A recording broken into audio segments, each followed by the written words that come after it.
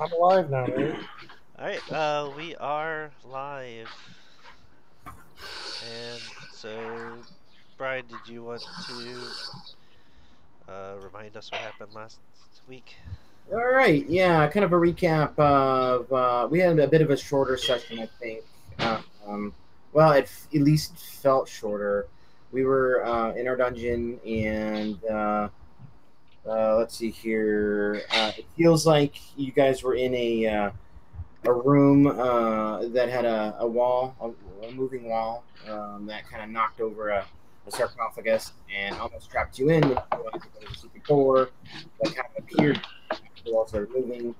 And then, unfortunately, Alden died after reading a symbol of death.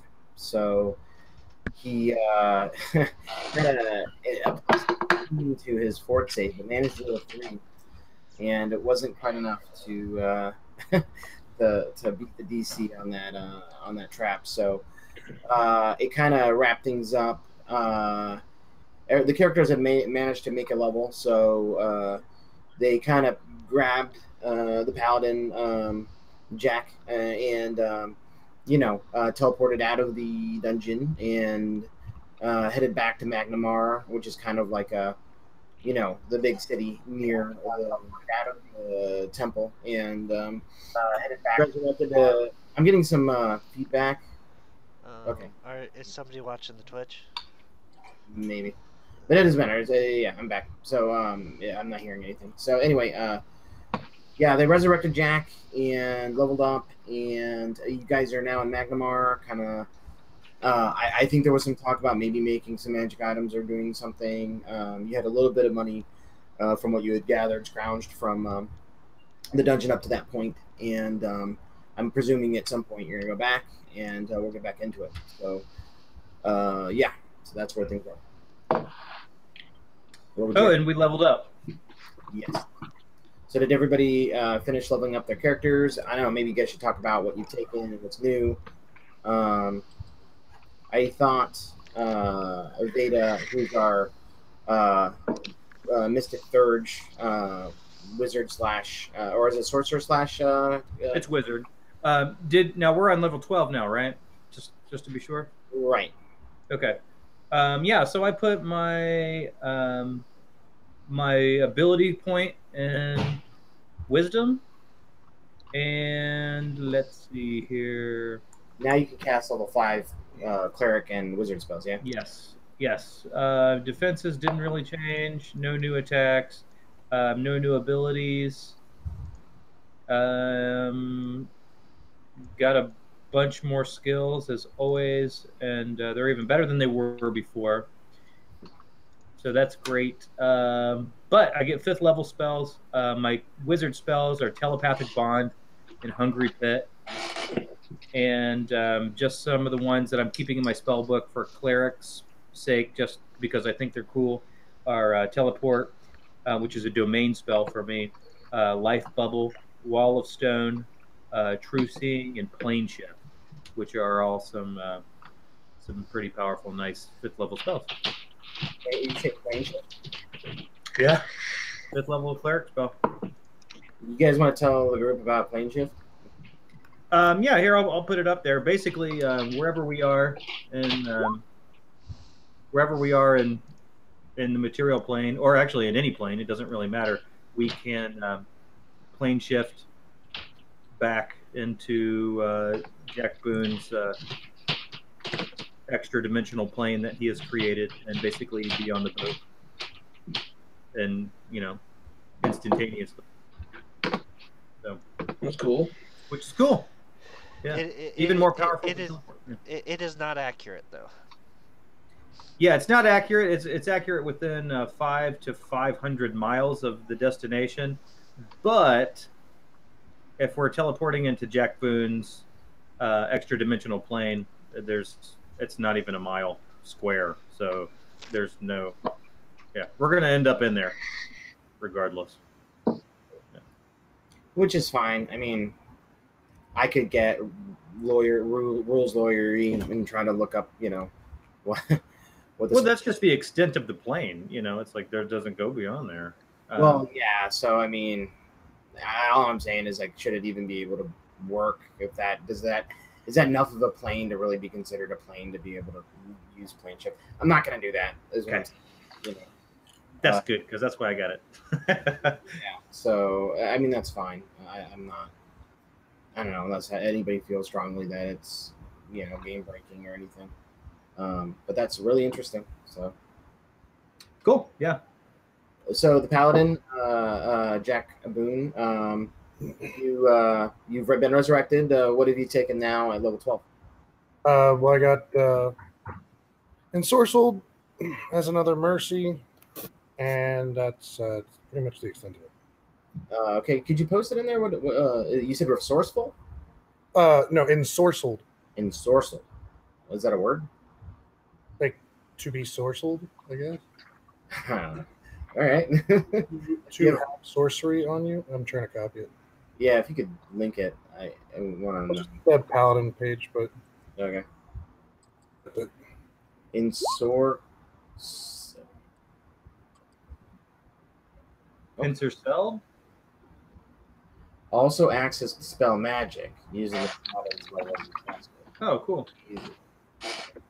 So whenever you do your laying hands on people, they will have their items dispelled. No, I can use it to target a spell that's affecting them or something else because you can use it offensively too. It just never. Yeah. Okay. Yeah, if you use dispel magic on an item, you actually have to target that item. You can't like dispel all of their items on that person if you touch that person. Yeah. So you would do like one effect, or like even if it was a ring that had multiple different effects, you'd have to do each effect separately. Yeah. And I'm not sure how the spell magic works exactly, but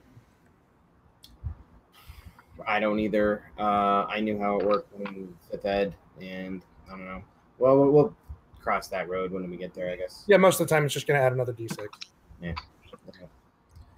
Cool. Go. Tell us about your level 12 exploits. Alright, so I get another spell effect that I can add to whenever I start my rage. So now you can blur and haste, is what you're saying? I can blur, haste, and then I can cast a spell, all as immediate actions when I start my rage. Actually, they don't take actions, they just immediately affect me as I start my rage. They all last as long as I'm raging instead of their normal time. Duration, or yeah, okay.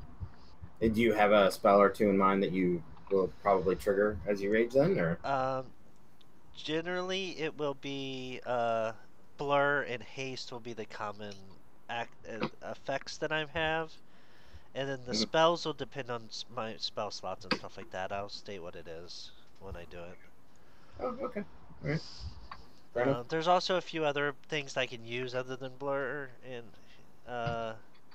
like things like spider climb and stuff are available now to me with the ability on that allows blur. Mm-hmm. So other than that, I pretty much just normal level. Oh, I got a few more spells, new spells. Cool. Anything noteworthy or? Let's see. Power word kill. Fog of death. I got line in the sand, which allows me to. Yeah. A 5-foot burst center on me allows me to do additional attacks of opportunity. Oh yeah. To things within my area.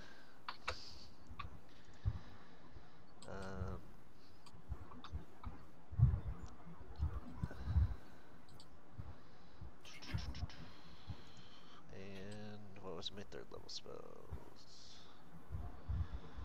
Tail Strike and Vampiric Touch. Nice. Tail Strike? You grow a tail and then you can like attack people with tail? Yes. Fair enough. The Vampiric Touch is of course great. That's yeah. So the Tail Strike allows me. Basically, it's another natural weapon that I can use when attacking. And then, are you going to try to get a bite at some point too, then, or is that too ridiculous? I may. We'll see. Playing with the idea. Get some horns, you know. See what happens.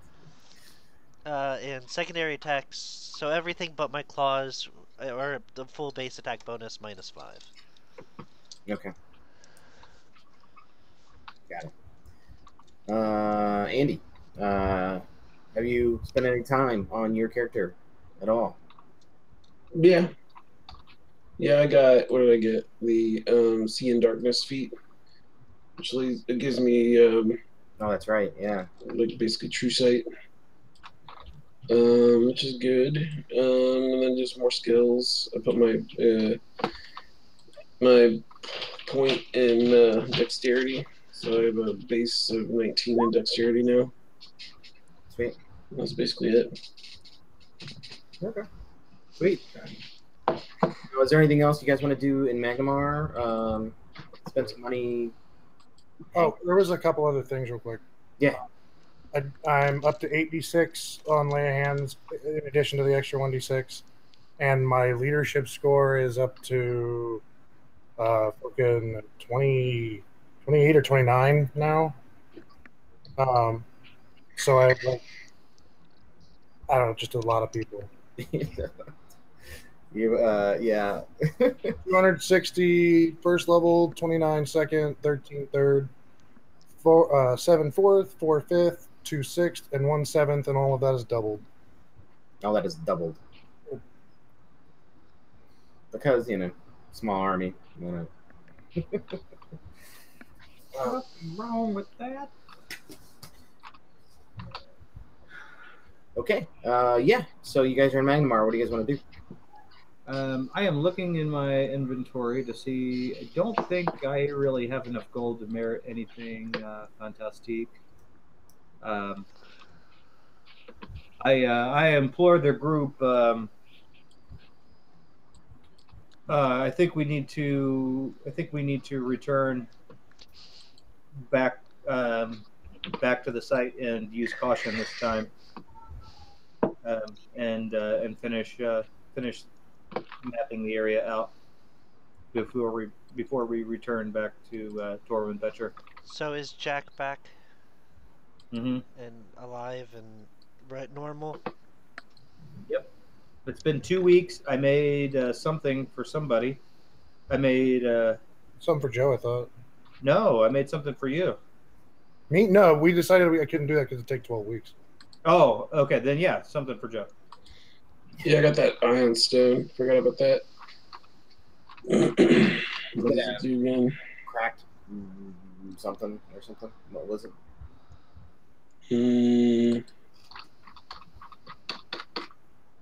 Oh, I could probably tell you. Oh, don't start that up, please. Oh, sorry.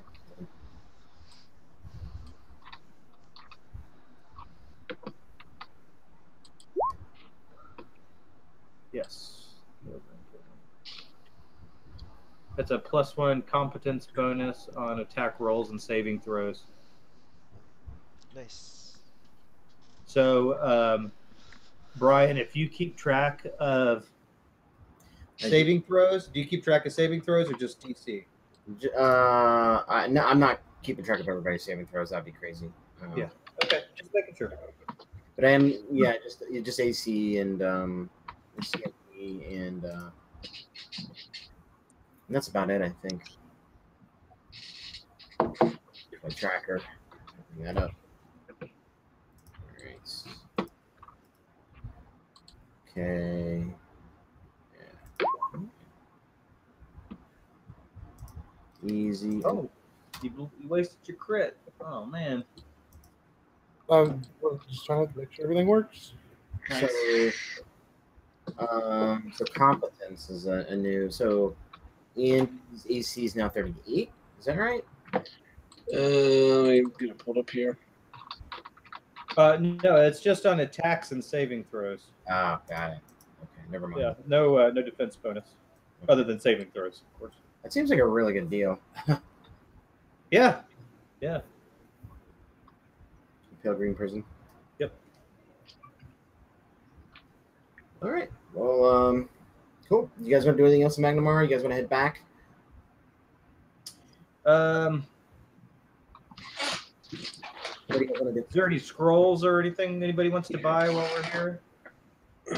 Maybe another scroll of Raised Dead. Yeah. Yeah, I think it's going to be cheaper now to do it on our own. Finding that scroll was a $5,000 gift horse, I think is how they call it. So, yeah, we got super lucky on that. I'm good. I'm totally. Yeah, if anybody does anything else, she'll just go to the library and research stuff. So.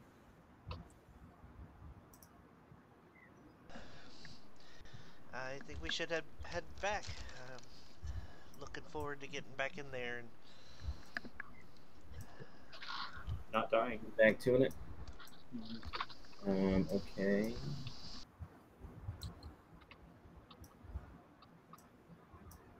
Alright.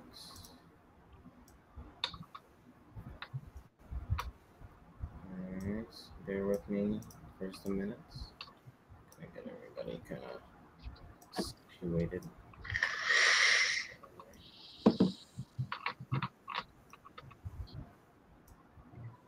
Alright.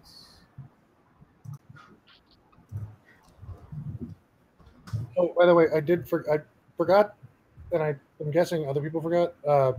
Everybody, I took the feat before last time that makes it so that everyone within 30 feet is just immune to fear.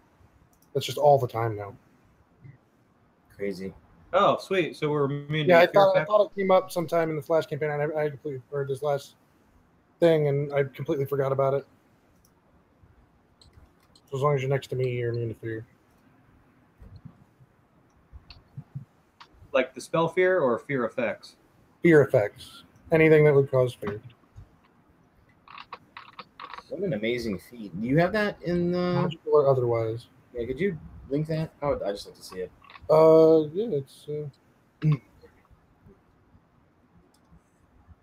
I don't know if they changed something, but my sheet seems to be loading a lot faster now. Finally. World 20's been kind of sad on that. Fearless Aura. 20-foot radius. Or it spans to a 20-foot radius. I thought it was, so it's 20 feet instead of 10. But still. What's that? Pathfinder. Fearless Aura. That's a thing. Yeah. Your aura of courage expands to immune to fear effects. The aura of courage affects to each ally within 10 feet and grants +4 morale saving throws against fear. Okay. So there you go. Now you don't even have to make a saving throw. Okay, you guys travel on your little airship. Not really that little, but yeah, uneventfully through the night over the course of a day and make it back to the temple. You find yourselves at the entrance here, and yeah, what do you guys want to do? Send the rogue in and let her find all the loot, and we'll just kind of camp out for a little bit. Don't die. I don't know. Is there anywhere we want to go before we go back to that symbol? we might want to go back and start our search back from the beginning again and not teleport to wherever we That's the thing. to. Can we actually get back to where we were directly? We could teleport there. I don't know. Veda Quick probably question. could teleport us. Quick question is, if we are would Veda have known from the description that Goebel and Jack Boone gave me, would I have been able to determine whether that symbol of death would still be there, or is it a one-shot thing, or would it have come back? Because I thought that the symbol of death was once it's triggered, it lasts for that long and then it's gone. I think you can make them permanent though. So, No, they do 150 points, and then they dispel, I believe. here, so it's But if they don't do it in 10 minutes after they're activated, I think it goes away. okay. Let's see here. Lasting 10 minutes per caster level. Yeah, I guess it doesn't say they can't be permanent. So, yeah.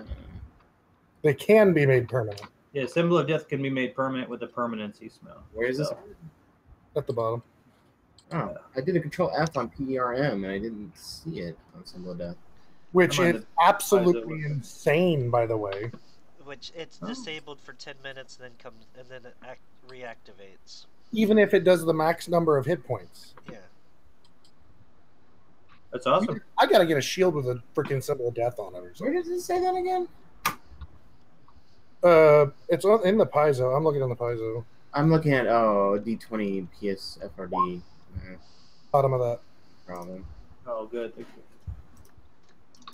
There we go. Yeah, so we're looking at, yeah. So you don't know.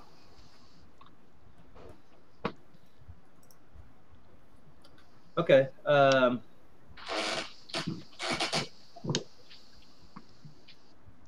Do I know if the Symbol of Death has a radius?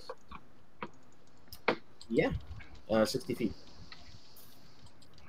Excellent. So what I'll talk to the group. First thing I'm going to do is I'm going to cast this spell on everybody, and I'm going to cast this spell on everybody.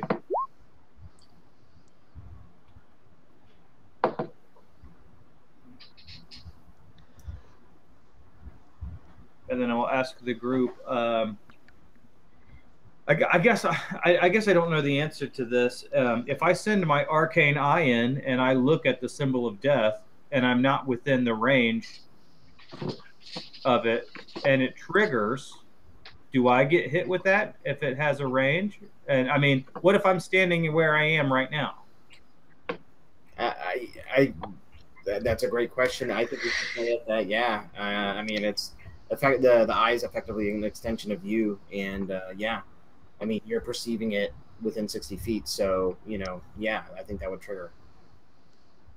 So if we go in there, we have to have Andy disarm it before any of us get close. Mm-hmm.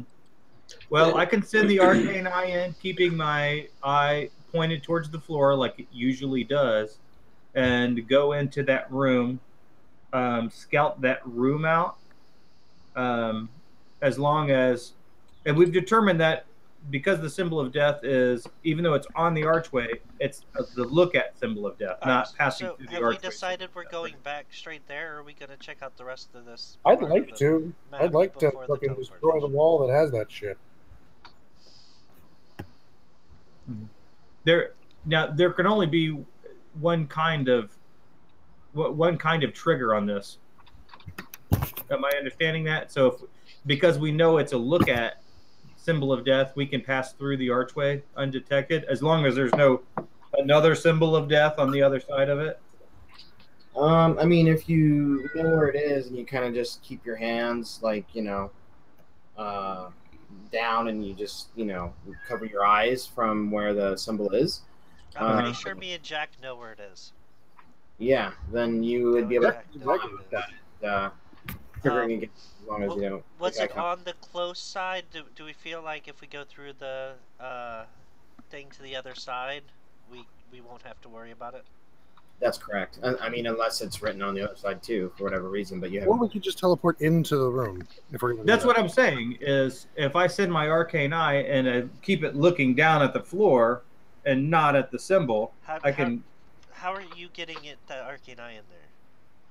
I can teleport to where we left, where we teleported back, and then I can cast the Arcane Eye, have it go through, or cast the Arcane Eye, teleport back. I guess it doesn't really matter. I would get hit with it either way, and then send the Arcane Eye through. What's that? At that point, you're already in the room to cast the Arcane Eye. So, No. What I'm saying is, here, I'll move Veda to where I'm talking about, and then I'll move her back.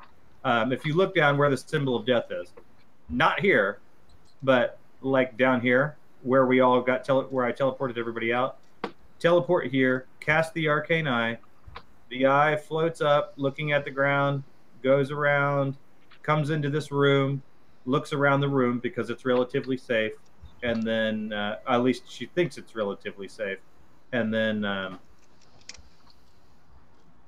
then teleports everybody into that room. But what if it's not safe? Well, If then I'm there going to is get hit another with a symbol of death on the other side Yeah. of those pillars. Well, then I don't think that Brian would be very nice to us for giving us two symbol of deaths back to back. Or I can just teleport. I can actually Andy just teleport in there and Andy. let her scout the area, and if it's safe, then you can move. Yeah, honestly, I could save the 4th level spell and just teleport Andy in there and have her do it. Right? Is that what you're saying? Yeah. Instead of the arcane eye. Yeah. And try to Okay. disable the. If we're gonna do that, we should probably all just go in, I mean, we could just go back right and back then to let where. Andy move around. Let's let the rogue do her job. Right? Well, my only reason is if we teleport in and then don't move, and let Andy move around, that way, in case there is a baddie in there. Yeah, well, we're teleporting to the hallway that we left. That's what I'm saying. Why would we do that and expose ourselves to because Veda hasn't seen the other room. I get you. She can't teleport us directly into the room. She needs to be able to see the room, which means we need to go to the hallway. Well, not necessarily. Andy needs to scout up ahead of us to see. Not necessarily, but don't you have like a massive miss chance if you've never seen it before? No. All I have to do is visualize the area which I want to go. I can visualize 5 feet into a rock face and teleport in there. It's going to hurt coming back out, but I've never seen the room, and she'll tell you she's not going to do that. I think that she would rather have the trap disabled completely. Could you post it? You're talking about Dimension Door, right? Yeah, Dimension Door. Could you link it into chat? That's fine with me. I just know if the thing's still active, then it will just straight kill Andy if we can't do it. Granted, I can resurrect her without the whole 5,000 gold thing, but we'll have to rest after that.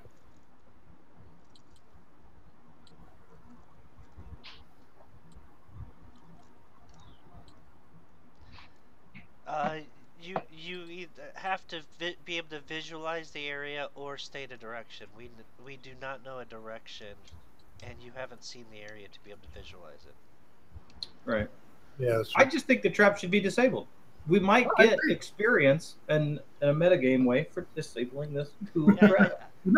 I think we should go to the hallway. Ask Joe, you're mute. Are you muted or just not? No. Okay. Ask Andy to go around the corner. If you're okay with that, Andy. Yeah. And disable the trap, and then we're safe from that. And she's stealthy enough that she can probably scout out that room without alerting any baddies that happen to be up there. Right. So, the description of the spell says after using the spell, you can't take any other action. That's exactly right. Yep. So you've been using it. I've always used it appropriately. I'm aware of that. Yeah. All right. If I Dimension Door, I take no other actions. It's the last thing you do in right. Yeah. If I have to use Dimension Door and I teleport twice, I always use my Swift action and then I do a Dimension Door. Wait. Always. So say it again. I'm sorry. Say it one more time. Like I have an ability as the Conjuration Conjuration School that I can.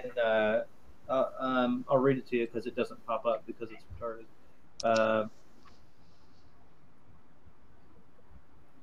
At first level, you can teleport to a nearby space as a swift action as if using Dimension Door. This movement does not provoke an attack of opportunity. You must be able to see the space you're moving to. You cannot take other creatures with you when you use this ability except for familiars. You can move 5 feet for every 2 wizard levels you possess, minimum of 5 feet. You can use this ability number of time equals to 3 plus your intelligence modifier. But that still implies that you can't take any other actions until your next turn. That's a very I didn't read it as that because every teleport, anything that like even the spell teleport, refers back to Dimension Door. Dimension Door is like the base, and you can definitely do something after using the spell teleport. I just read it as using the. Well, I mean, I guess it does say that, but using it as a swift action is kind of ridiculous because why use a swift action? Why not just use it as a standard action? Well, I mean, you can make a move action, you can make a standard action, and then you can use your swift action. Actually, so. you could do the swift action after you made another action. That's true. You just wouldn't be able to do it beforehand. And being able to Dimension Door twice in one round is little. I've been playing that wrong. Yeah, I haven't really. I don't think I've abused it at all. But yeah, I guess I'll have to take that into consideration. All right. I didn't even think about that. Yeah. But the fact that all you have to do is just like visualize the space, you know, exactly, you know. So I should have read the spell when we ended it. You should have ended up right in the spot that you imagined. I mean, I don't know why because teleportation has a mischance probably. And this one doesn't though. I mean, yeah, but I'm guessing that's what happened. Is you can So no, either way, we all learned something new. So. Yep, sure did. Anyway, that kind of sucks because that was like I like doing that, like not moving my legs at all. That's too bad. I was kind of hoping that she'd be atrophied and have like things stuck to her leg and she just can't move anywhere. Well, yeah, I mean, out of combat, you can use it as much as you want. Yeah. Have the item. And you can use it. You can use it instead of moving. You just have. That would mean you'd have to move at the end of your turn each time instead of the beginning. Yeah.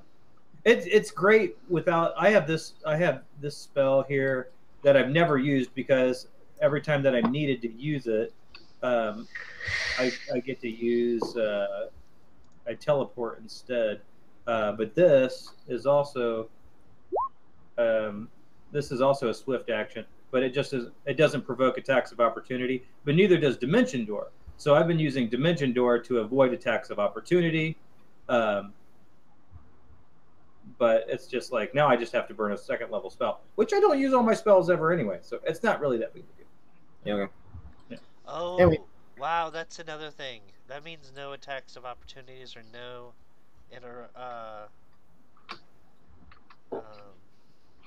immediate actions on other people's turns, too. I'm sorry, what do you mean? The Dimension Door? Yeah. It would mean that you wouldn't be able to do any actions until your next turn, so you couldn't react to somebody else using it. Yeah, I think that the way I read it, I think that's... Does it say on your turn, or... Until your next turn.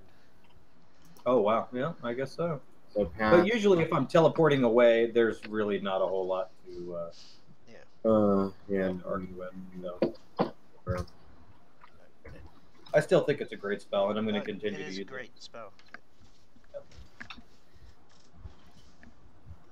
You can still almost use it pretty much how you have it, so it's not a big deal. I'm going to look at Bardic Escape, or Bard's Escape, too, because if that says, like Dimension Door, then everybody would not be able to take turns at the end of their this spell otherwise. Yeah. Except as noted as above, this spell otherwise functions as Dimension Door. So I guess Dimension Door does say you. It doesn't say you and the people you bring with you. Oh, yeah. So. Yeah, other people can still act. It just says when you use this spell, you can't. Yeah. So Bard's Escape is still. I think that's going to be my next upgrade to my boots. All right, you guys have been standing in front of the door for a few minutes now. So, Veda, do you mind teleporting us into that hallway? Do you all want to go, or do you want me to take Andy in there? I don't think there's any reason for us not to all go into that Okay, just hallway. don't teleport us in front of that seat symbol. Okay, so who are you taking again? I'm taking everybody. So I'll okay, keep going back until I get everybody, which is twice. all right. I'll take. It looks like everybody's slowly moving themselves over there. I got go. There you go. All right. It's right here. There you go. Man, that's a bummer about that ability. Can you teleport us all yet, Veda? No, my boots are it's fixed. I'm gonna do an upgrade when I get enough cash to do everybody at once, but it's a fixed caster level. But Dimension Door is still kind of OP already, as you think about it. I think they needed to have something limiting it so that you can't do it twice in a turn or anything like that. You know. Yeah, I still think it's still very powerful, even with that caveat in it. So The perfect Yeah, that's a teleportation great is spell. nice, Yeah. and the range is massive. right. Mine's limited to 740 feet. That's as far as I can go with my boots. But when I do the upgrade, it'll be farther. And I also have the spell teleport. So if you guys just want to teleport, then you can try that. All right, Andy, you want to go scout and try to disable that symbol? Yep. I'm going That's what I to shall cast a do. spell on Andy. Sweet. All right. Alright, so I'm gonna sneak. Okay. What is Wait, what actually, skill do you we have use? we have a minute, don't we? I'm going to let you borrow this, and so I grab around my head what looks like nothing, and all of a sudden I have a stone in my hand, and I hand it to you, Andy. And I say, "Here, you should utilize this for now." So Okay. I hand you an Ioun stone that you can choose 3 skills that give you a +1. So I'm gonna let you guys do that, but just let you know, like that kind of shit is bullshit. So Well, that's the whole thing. Like, if we get it personalized, that's why it's a benefit. Why it's a detriment, because otherwise we can do that. I still find it irritating. I mean, you guys do what you're gonna do. No, that's fine. Andy's not gonna take it. Okay. Alright, she is going stealthily. She's avoiding eye contact with the symbol. I guess she's gonna get up to here. And she's Make a perception check. Or I can automatically make it for you actually. Oh my goodness, one. Yeah, what's your perception bonus? 12. They're actually 19. Looks like. Yep, 19. Let's see here.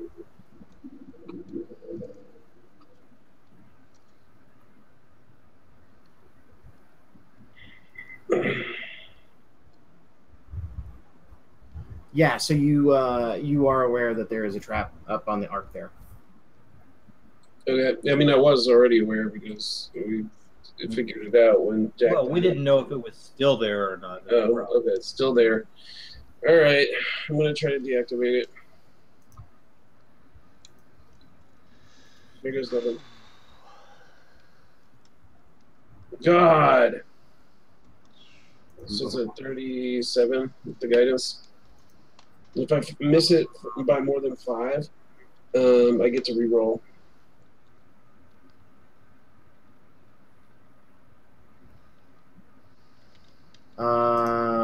No, a 36 is actually good enough to disable it. So, yeah.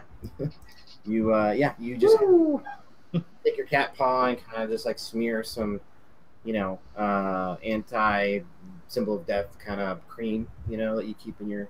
Oh, I know what kind of cream that is. Yeah. And yeah, I won't say it's deactivated, but for all intents and purposes, it's So I just covered up the symbol. Yeah, Hey, basically. Joe, what did you mean by if you miss it by more than 5, then you can retry it? I have a feat, cats, unlearned. What is it? I'll tell you, it's a feat that I got. It's a cat folk feat. Disarming luck. Nice. Sweet. I was just saying. Owen. Oh, nice. And if you do it by less than 4, you can also retry. So.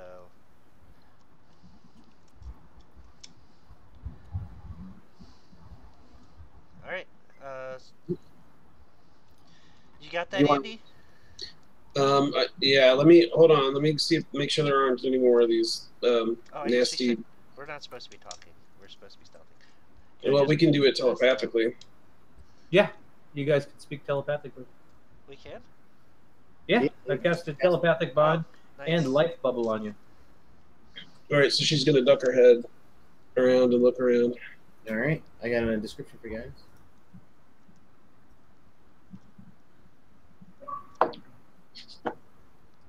And that's the best icon I can find, like image-wise. It's not very good, but I like it.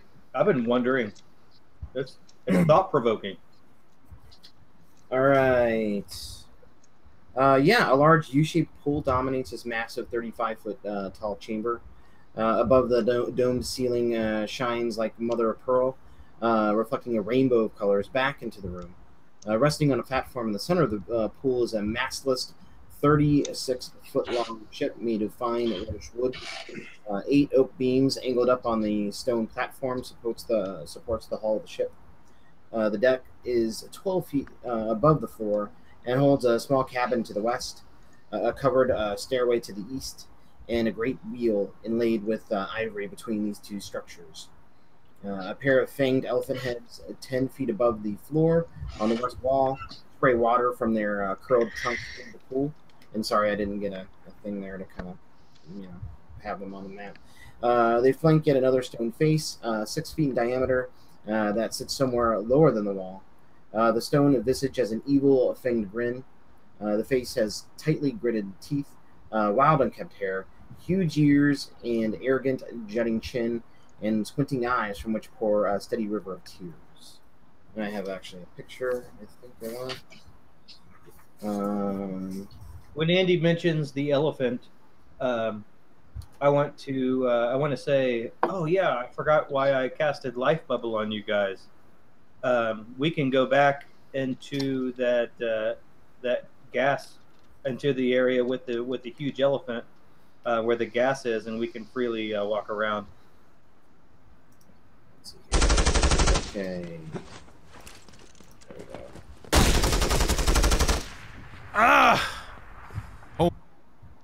That works. Cool. Oh, is it the sad man? Yeah. Ooh, is it the angry man? Yeah, he had the gritting teeth and evil. That's the guy who he just played a mean game of basketball, and he's like, I won and I deserve it. Game blouses. Is he bluffing? Is that what it's called? It was from Chappelle's show. It was bad. Let's see another shit. All right, so I'm gonna look around. I don't see anything that looks threatening, other than the statues. The statues don't even really look that threatening. So. Okay, I tell everybody. It appears that the coast is clear. Let me walk around and look for traps first. So she's gonna walk around and look for traps. Okay, make a perception check.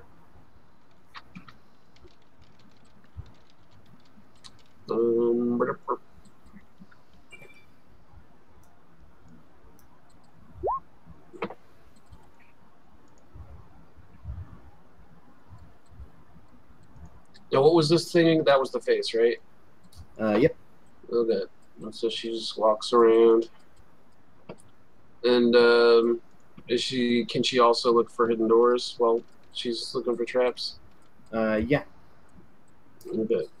So yeah, perception of 25. So you didn't actually see any hidden doors, but right here, you know, in the what is that, the east wall, you notice like a spot where there's like 4 little circular indentations. It looks like stones or coins or something could fit into the wall there at the base. So Okay. and then also you notice as you kind of like walk around, there's actually the pool underneath here is actually kind of big. This is like a platform, and then also that the ship is sitting on, and it looks like the pool is somewhat deep, and it looks like there might be something towards the bottom of the pool. So on the floor of the pool, there might be something. Yeah, you'd have to go in there to kind of like check it out. So Okay. I might go in. I might send somebody else in. All right. Andy said walks around and says, "Coast is clear. Come to me. Come see this." I'll be right back.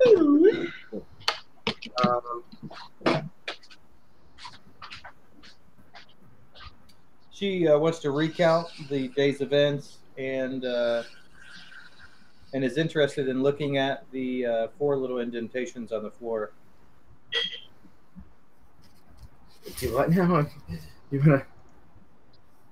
I want to see the indentations. Yeah, on the wall.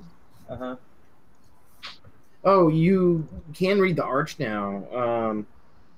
The arch actually had some writing on it. Oh. As you guys walk by, the reverent should tread with care. The irreverent shall, and the last word is marked off. Aha.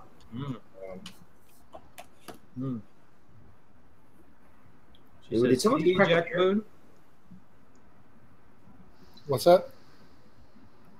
It said the reverend shall die, and that's where the symbol of death was. Did someone just crack a beer? Yeah. What are you drinking? Just that cat piss beer. Yeah. Does it cat piss or no? Is that all gone? It's faint. I mean, it's kind of there. I don't smell it like I did when I had it on draft. That just doesn't sound appealing to me. It's good. I mean, I don't know. You talk to Kathy. There are certain wines that kind of lend the cat piss kind of flavor profile or whatever. And she likes that. She thinks it's good. And it's like you guys will drink a funky, lambic. Like that's similar. I feel like if you'll drink a lambic, you should give this a try. Fair enough. Cool. All right. What do you guys want to do? I want to check out these indentations. Yeah, let's see here. I don't have any better description of it for you. No, I don't really. Okay. Do they remind me of the 4 buttons that were at the base of the elephant in the other room? No, they're oval. And they're lightly etched in green with the 4 mud sorcerer symbols on them. So. Okay, well, I want to check out this water, and does it appear to be water? I'll stick my finger in just the tip, and see if it's acidic or anything like that. No, it seems like clean water. Here I go. I'm jumping in. Just the tip. Okay, since I'm lazy, I actually didn't kind of create a sub area, for the below the water. So we'll just work with what we've got. So there's about 8 different pillars, like kind of holding up the the platform here. So there is a sarcophagus at the bottom of the pool. Okay. I'm gonna pop back up, and I'm gonna say, "Hey guys, come in here." everybody's got life bubble on, so they can breathe comfortably underwater. So you want me to go down under the water with you? Yeah. Okay. Andy jumps in. All right. I can't swim. That's okay. We can pull you up. Jack or Goebel can pull you up if he needs to. Is swim is Yes, swimming is. Yeah, swims is good, I think. Yeah. I would think as long as you can manage like a 5, you could probably swim around or whatever. I mean, there's nothing. If you can't get out, I'll just teleport you over to the surface. It's Yeah, not this like- is the most basic and tepid of water that you can that exists. It's not like, but I mean, if you can't literally swim around in even normal pool of water, maybe like me, then yeah, maybe. Yeah, I'll say, look at that sarcophagus over there. Somebody needs to go check that out. Did you see anything about it that might signal danger? I don't know. Let's see. I'm going to cast Detect Magic and see if there's any magic auras coming from the area. So the sarcophagus is actually part of the stone floor. You notice? It looks like the lid is sealed with like a wax, and there is an inscription on it in that language that you've learned to recognize as the ancient language there, but you can't read it unless you have, comprehend or unless you pick that up. Did you pick that up as a? I did. I picked up Talith. Yeah. Okay, so in Talith it says, "Death waits beneath the lid. Watery doom in here is hid." So It's pretty specific. Okay. Maybe we should walk around and look for a drain. We could drain the water out. I don't know. Just a thought. Sure. Yeah, do that. I'm also going to detect poison just because I can. It's a cantrip. I haven't done it in a while. So I have a question. Did we just somehow end up in the Goonies? this is our time. Yeah, you kind of did. Well, you haven't gone down the water slides yet, so that's later. Are we gonna find something that opens up and lets the water in, and then this boat sails out? Yeah, there's like jewels, Yeah, there's got to be pirate treasure in here somewhere. One-eyed Willie. So I'm not sure how this exactly works, but I'm very impressed that you managed to cast that.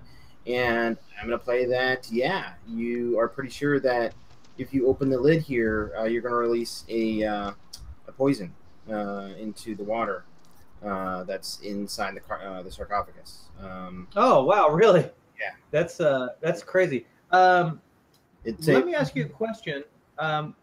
So here's life bubble. Let me read it to you, and then you tell me what you think, and then I'll relay the information on what Beta thinks. You surround the touched creatures with a constant, movable 1-inch shell of a tolerable living conditions.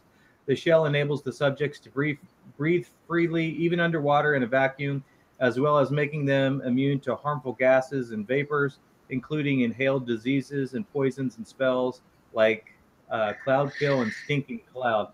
In addition, the shell protects subjects from extreme temperature as endure elements, as well as extreme pressure.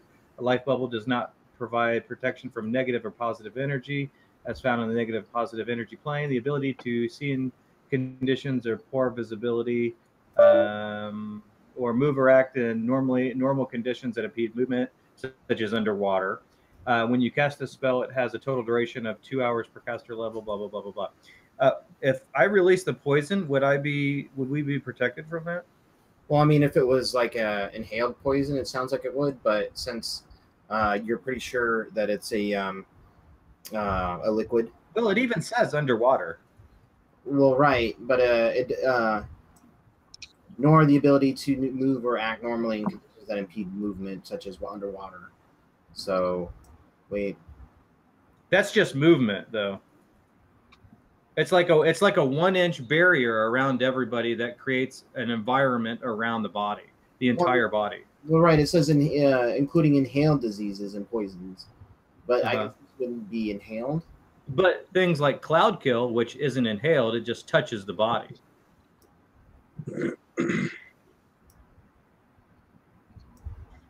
Yeah, I'm pretty sure this little bubble thing is going to be render this poison trap. I mean, I could try. I don't know if it's disarmable. I mean, I could try to disarm it, but I don't even think we have anything to worry about, really. Yeah, honestly, I don't care. Yeah, I mean, if you think that it should play that way, then fine. I'm not gonna. Yeah. I mean, I think just like a 1-inch barrier, like a complete 1-inch barrier, we shouldn't even be wet, right? I mean, it's just like a 1-inch barrier around your body that creates an environment, like a micro environment around your body. Yeah, I can appreciate that. That makes sense. Yeah. And it's a level 5 spell. It's nothing. It's not like a, like a second level cleric spell that's just trying to give you a bump in something. It's pretty. This is definitely a gray area, but it's not something I really want to, push back on. So yep, it's fine. Go into. Yeah. Yep. So. Okay. I will tell everybody that there is some kind of poison effect inside this sarcophagus. I'm sure that the life bubble will protect you, but all those that don't want to be in here when the poison comes out, or if Andaria cannot disable the trap, then they should get out now. I'm good. All right. I'll go try to disarm it. Is it? I am clearly not going to stand underneath the platform. All right. I'm going to try to disable the trap. Sweet. Boy, I got lucky with that. Detect poison. I don't think I've ever cast that spell. Well, I mean, I guess the way we're playing it is you guys wouldn't have been affected by it anyway. So yeah, I don't know. I just feel like So I don't know if this is really a trap. I mean, I guess it kind of is, but I mean, if there's poison in there and you open it up, there's not really any way of not spreading it out. You know what I mean? Yeah, I mean, I guess, yeah. I mean, I don't know. Well, firstly, you have to. You could do something to try to use like a cape to try to trap the poison as it escapes and take it out, move it to another area. I don't know. Well, one of the problems is that the lid is, waxed on there, and it's going to take a strength check to pull it off. So there's that to consider as well. So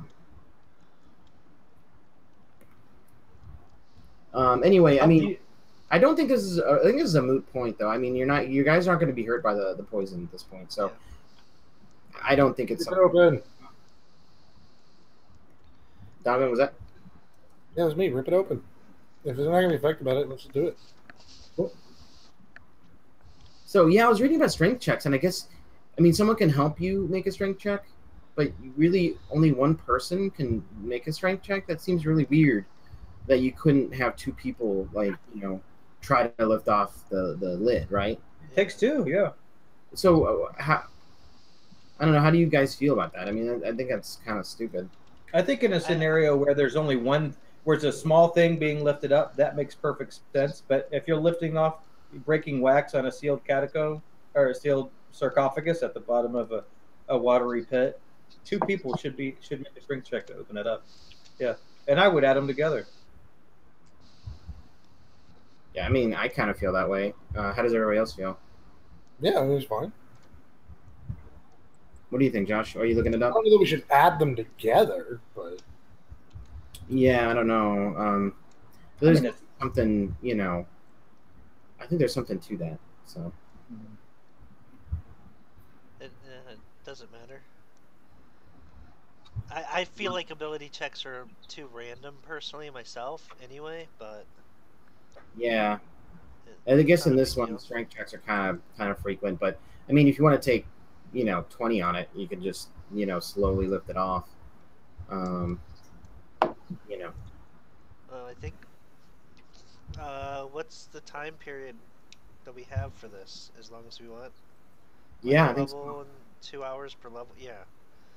I mean, I'll let you know if some threat kind of comes out of nowhere. But right now, I feel like you guys are. So yeah. I mean, if somebody helps me, I can take 10 on it. How does the helping work? I think someone has to make a roll and DC a 10 or something like that, or 15, and then they add he only gives you a +2 or some crap like that. If we're taking 10 on it, then they would automatically succeed on that. I think so. On the help. Alright, so then I choose my strength bonus plus 2, plus 10, plus 2. Yeah, and if anybody wants to, anybody else wants to help, So that say that would be a 16 base. I think they should add their strength modifier as well, because I think some people helping would be better than. That makes sense. I think that is fair. What do you guys think about that? That sounds great. Okay. Does anybody have a fair strength in the group? I've got a 1. I already started trying to help. Get a +1? Yeah. I have a 0. I have a 0. Neville, you should have Neville get beefy, so I think Neville's got a -1. Oh, yeah, so he can carry you around. So you can help. I guess that would be a 17. Actually, wait. If we take no, 10. no, Neville doesn't have a -1. He'll have a +2, I think, if I do a thing that I never fucking do, and I actually don't even have set up. Can you make a bull strength potion or something like that? Alchemists get a mutagen, which increases their strength. So there you go. Maybe Neville's your mule,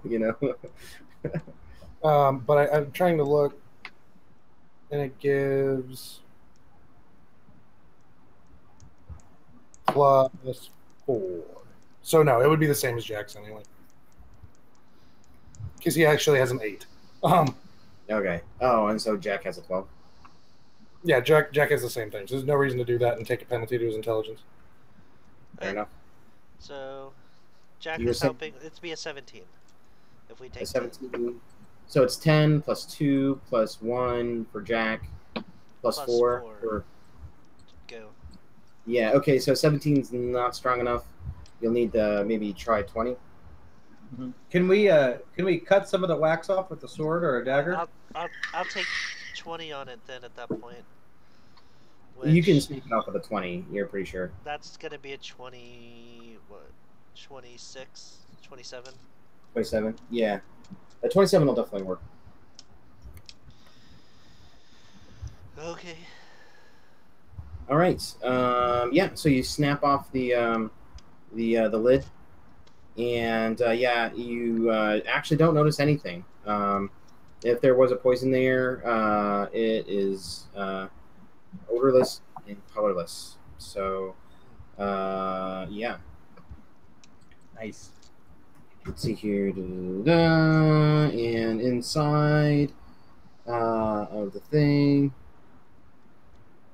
Let's see here.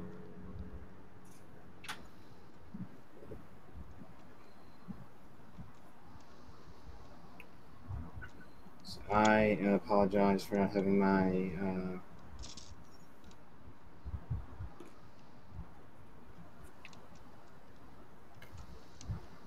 okay.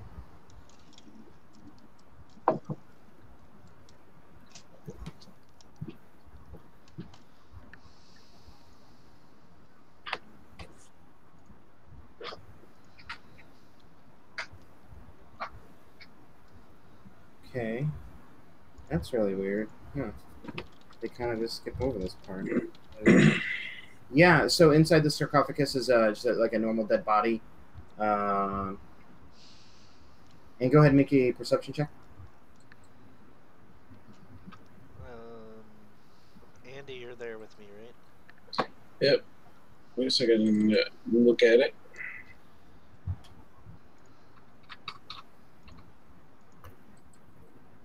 Yeah.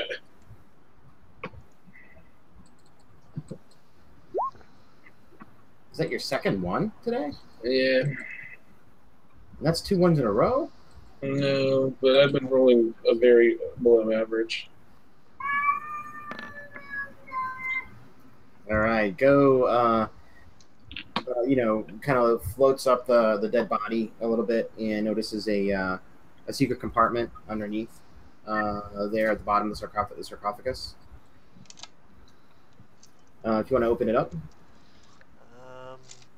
Do I see any traps on it? No, you didn't. Alright, I'll try to open it up. Okay. So you it has contains what looks like a couple potions, a ring, and a statuette of a fanged elephant bearing an ivory palanquin on its back. Well, what kind of elephant? It looks like it's a metal elephant, and it's bearing an ivory palanquin, which is a good word. Palanquin. It's the thing that I carries put people. pelican. on the back. Sorry. Palanquin. Is that what you guys said? I Covered said pelican. It's a Like- thing that that people use to ride. on top of yeah. So it's basically on top of the elephant, where it's carrying it. I never knew that was called. Now I know things I learn. And it looks like he's got a little like a latch on the palanquin. Pelican, whatever, pelican. Can you spell that for me? Yeah. It is PA.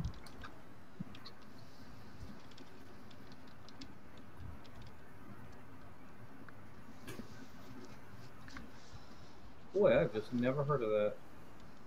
Oh, I've seen those. Okay. Yeah, I've seen him too. I'm like, oh. Yeah. Now I know. Yeah.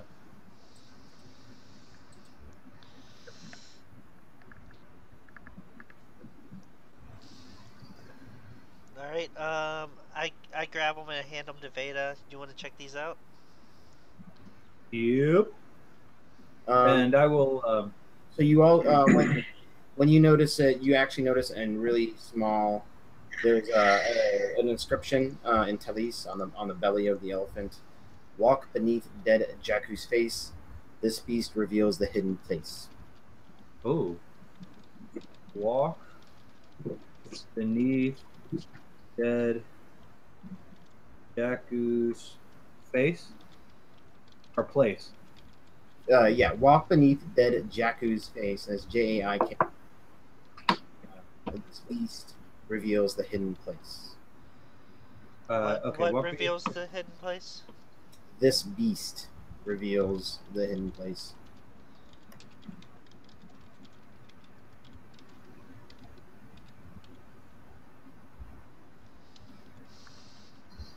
Interesting. And Jakku is Jakku. No, Jaiku, then apostrophe S. So it was a possessive.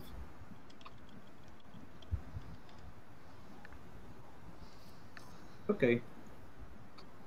Cool. Yeah, I'm going to take Jack and teleport him up to the top since he's wearing that full plate armor. Okay, cool. Alrighty. And yeah, I will check out these potions. Yeah, there are 2 potions. One looks like it's a potion of remove curse. Another one, a potion of neutralize poison. I'm sorry, there was an elemental gem. Oh, I was gonna go and tell you it. You should have identified it. Whatever. all right. What was an elemental gem? That was We also found an in the elemental. loot. Here, I'm gonna go ahead and link it.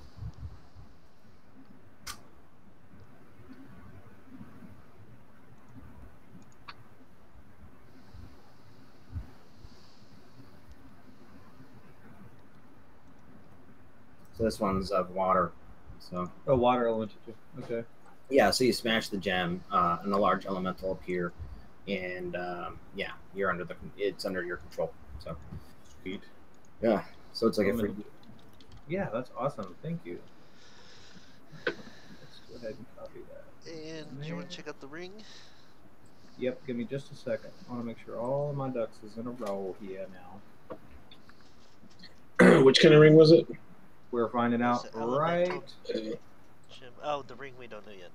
And the ring requires a spellcraft check.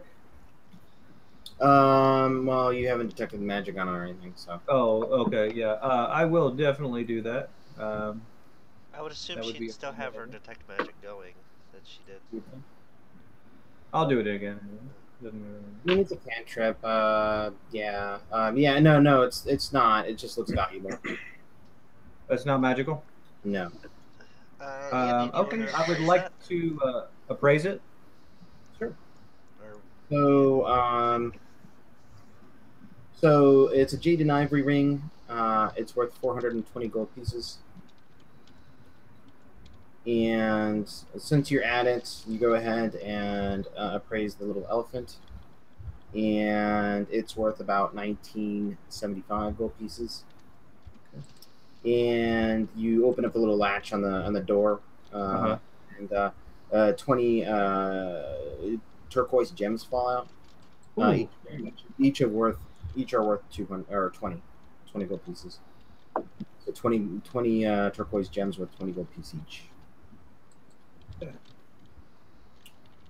I got that line, dude. Yeah. So.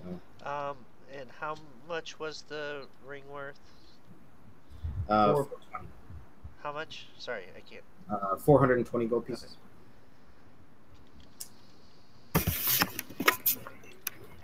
And you probably would have noticed this, and I missed it, and it doesn't really matter because it's no big deal. The chin and the stone face that you guys were checking out with the gritting teeth, you would have noticed that there is a secret compartment within the chin of it. Yeah, if you want to take that from there. Okay. Yeah. Yeah, I'll You wanna go look at it? teleport over there and check up for traps. I don't know if Andaria did it or not, so I'm just looking at it. No, I would have probably caught it when I walked around before, but Go is trying to appraise the weight of the ship. Get an idea how heavy it is. Yeah, you can do that. Make a perception check.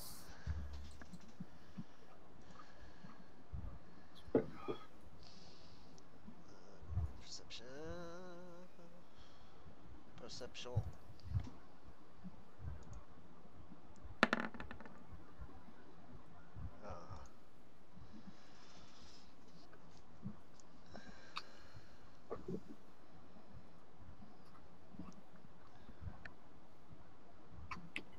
Sorry, I missed it. What's up with the boat? Yeah, it's a. Let me go back and read you the description of it again. Let's see here. Resting on a platform in the center of the room is a mastless, 36-foot-long ship made of a fine reddish wood. 8 oak beams angled up from the stone platform support the hull of the ship, so it's dry docked. The deck is 12 feet above the floor, and it holds a small cabin in the west, a covered stairway to the east, and a great wheel inlaid with ivory between these two structures. So, like right in the middle, there's a giant wheel. It looks like how you steer the ship. Yeah. So there you go. How heavy does it look? That's what you were finding out. Yeah. Go has got a pretty good feeling that it's probably 4,000 pounds, maybe. Oh. Hell yeah. Oh. Is it magic? It's a boat. It's got to be magic, right? It's in here. Do you want to detect magic on it? Hey Veda, is this boat magical? I will turn my detect magic that's still going around and point it at the boat. I walk over to the boat and tap it and go dibs. Yeah, you detect magic on it. It's definitely magical. It has. Let's see here. Transmutation. It has a medium to strong transmutation aura. Where does it seem like it's emanating? Just from the boat itself, or like from the entirety of the ship? Yeah. Okay. All right. Oh. Yeah, Beta says it's got a medium to strong transmutation on it. Might need to put it down in the water. How much do I think that All right. that wheel is worth? The wheel? The ivory inlaid wheel. Well, I mean, it's kind of like part of the ship, so I mean, does Okay. Okay. Well, let me just. How much does this ship looks like it might be worth? ooh, you'd have to make an appraise check. You'd probably have to identify it, wouldn't you? Since we don't know what the ship is magically. Right. Yeah. Until you really understand the proper magical properties of it, you. I'm gonna go ahead and go up to the steering wheel and just play with it. See it turn around, see if it does anything. Yeah, I would say, Jack Boone, hang on just a second. I'm trying to determine the magical properties of the ship. It is magical. Mhm. Give me just 10 seconds. I give him 10 seconds. Can I do a spellcraft check to try to determine the magical properties on the ship? You can, yeah.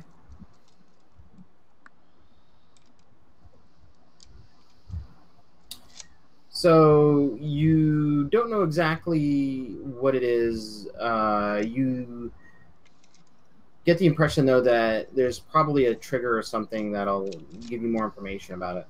You know, like if you do the right thing or something like that. So. I say I'm not really quite sure what it is, but it does look like it might need a trigger to activate it. I say let's put it in the water. Does it have like a key slot or anything? Like we have a ton of keys and like a bunch of stuff on the other phone. So I mean, if you want to go in the ship, there's steps leading downward into the cabin and into the whatever the bottom of the ship or whatever. There's a word for it. Cabin's fine. Well, there is a cabin in the back. You know, like a ship, like a cat, like you know, like the. Oh, okay. You know. So Goebel lifts up the ship and puts it in the water. He can lift 4,000 pounds. Yes. All right. Without raging. He can That's lift off ground 4,000. So it would be a strain, but he could do it. Okay. All right. Well, I'm not going to debate it. I think it's fun that he just jumps and throws it into the water here. Yeah, you see it kind of splash in there. It's kind of just like wobbling into the water. So it's kinda... I'm on the boat, by the way. Yes, I'm aware. Put yourself. Well, we should. Yeah, you're up here or whatever. Oh, there you go. We need to move this back to back. There you go. Yeah, I'm aware you're on the boat. You just got moved into the water.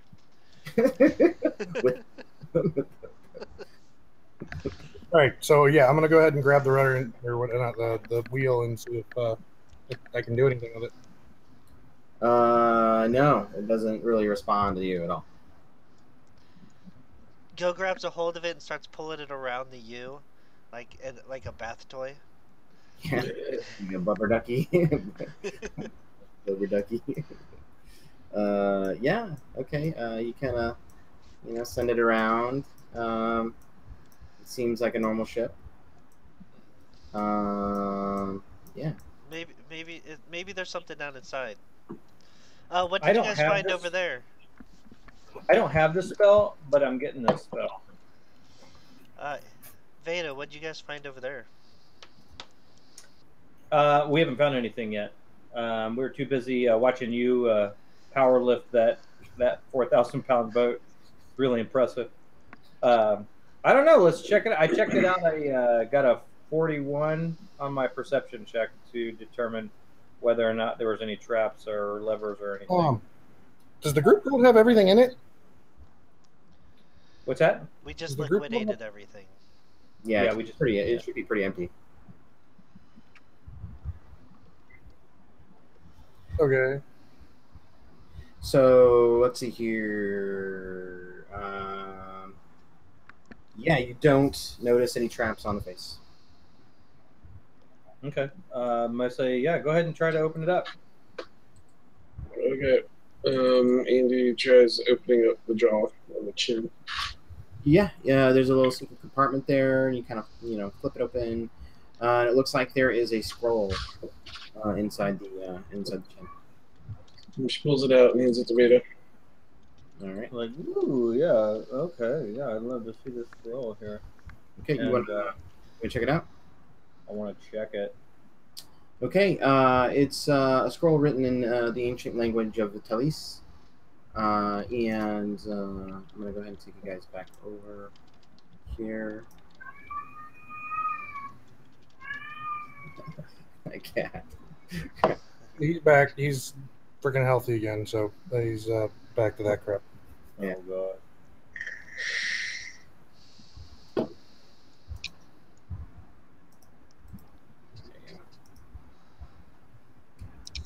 Oh, is Four fair stones that bear four signs, keys to she whose tongue maligns those who dare disturb her sleep. Grief and woe is what they'll reap. Turn back now, thy soul to save, or seek her tomb, find thy grave.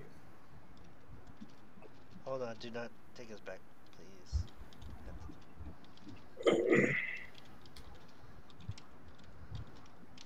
Because we don't have access to this tab whenever we want it.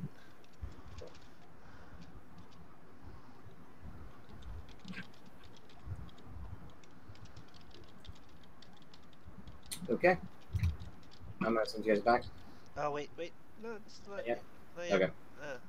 Sure. No, yeah, cool. Just let me know. If I think back to the clues that the Pathfinders have given us and the information that we found, is there any reference to a she anywhere? Could Jakku be a she?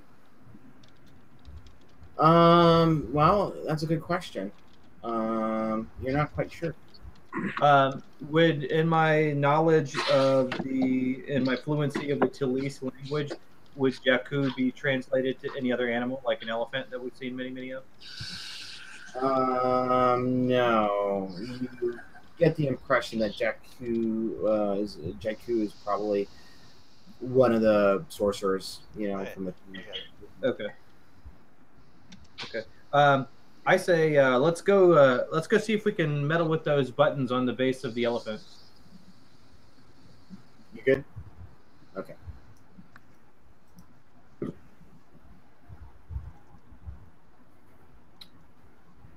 Wait, what are you doing now again? You're going to do. I would like to go back to the elephant room. Okay. With a big statue of the elephant and try to mess with those buttons. Can we go into the ship and see, Veda? Will you come look at the ship with us so we can try to figure this thing out before we leave this room? Yeah, after the powerlifting, absolutely. You're like a power thirst, Power go. Power thirst. Oh wow.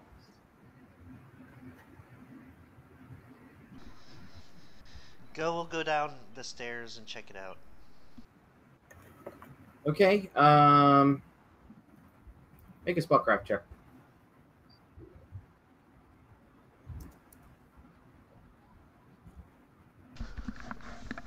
Oh.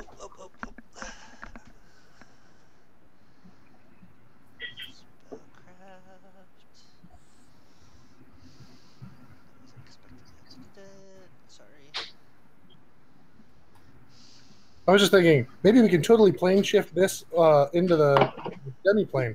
Then I was thinking, there'd be fucking no way to get it out.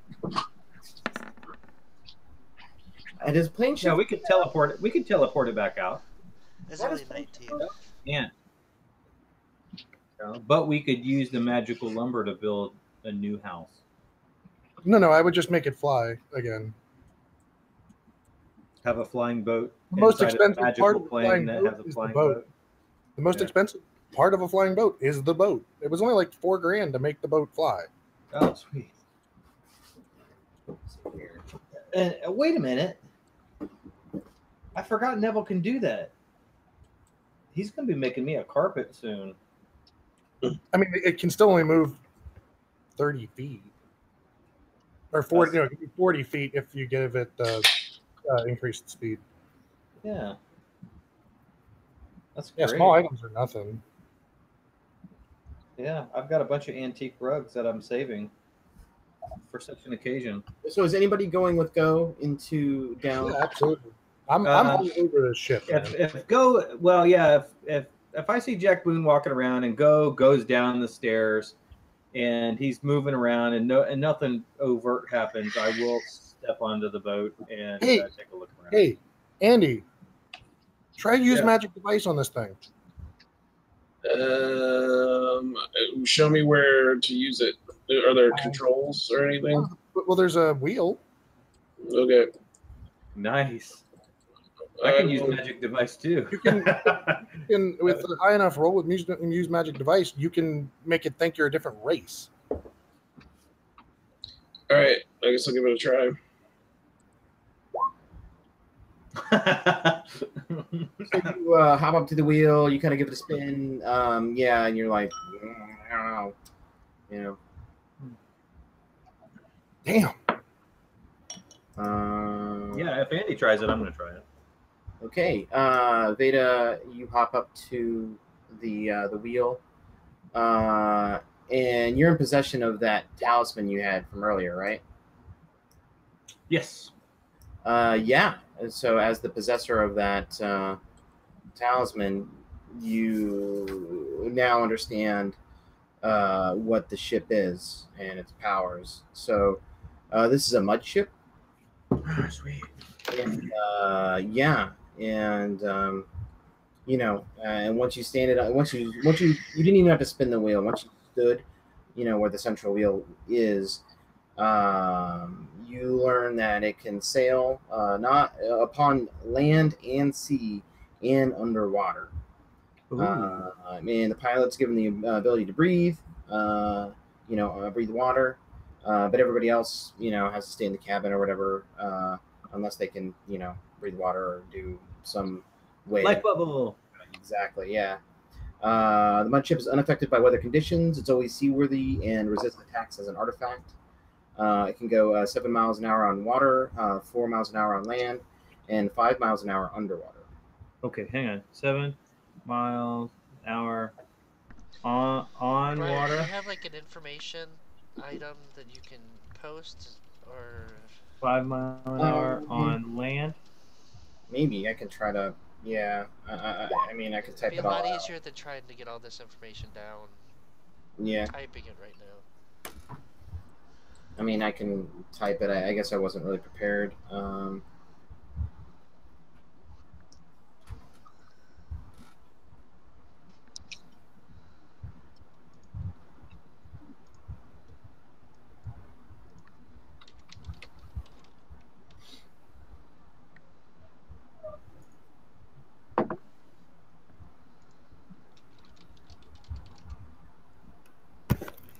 I shall call it the SS Unconstrained.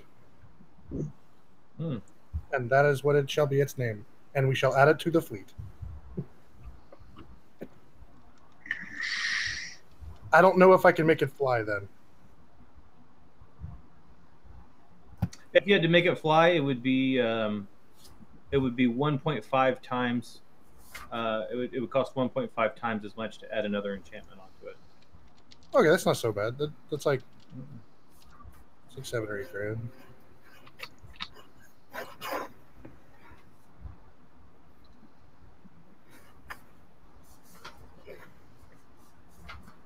Guess I'm doing that instead of the cloak.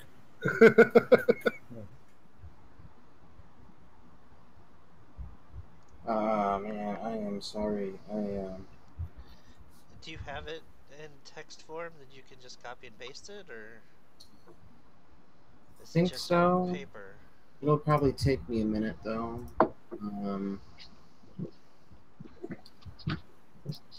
It's Well, just we're not going to use it right now anyway. We'll probably just put it in our bag. Or teleport it outside and then...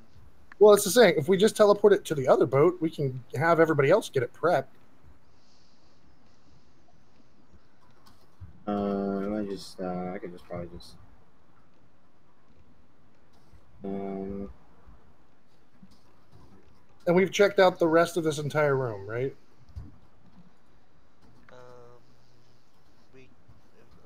Let's look around the room. I haven't. Well, Veda will tell you she hasn't walked around and looked at anything, but we know that there's the 4 stones over there, over here by the wall. What are the 4 stones? There's four oval indentations that look like stones or coins could be fed in there. But we just got the note that says 4 fair stones that bear 4 signs, keys to whose tongue the lines. Those who dare disturb or sleep, grief or woe that they will reap.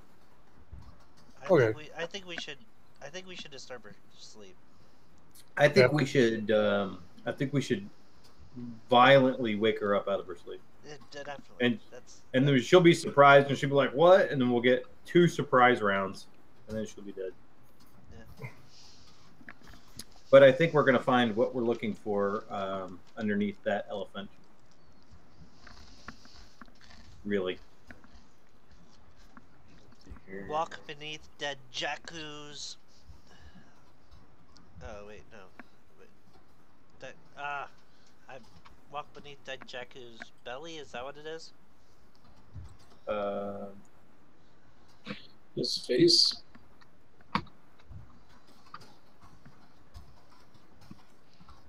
Well, oh, you didn't write it down? I did, but I typed it wrong. It's his face. It's his face. I'm pretty sure. Yeah, walk beneath Jakku's face, or seek her tomb and find thy grave.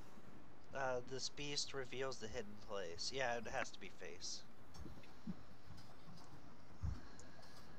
I missed the word face in there.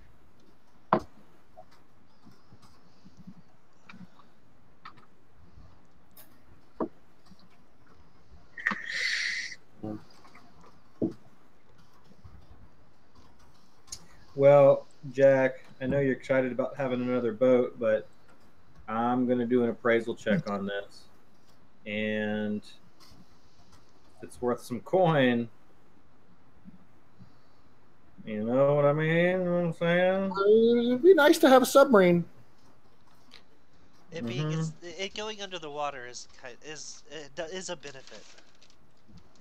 Because now we can go in the air, or underwater, or on the water, wherever the fuck we want.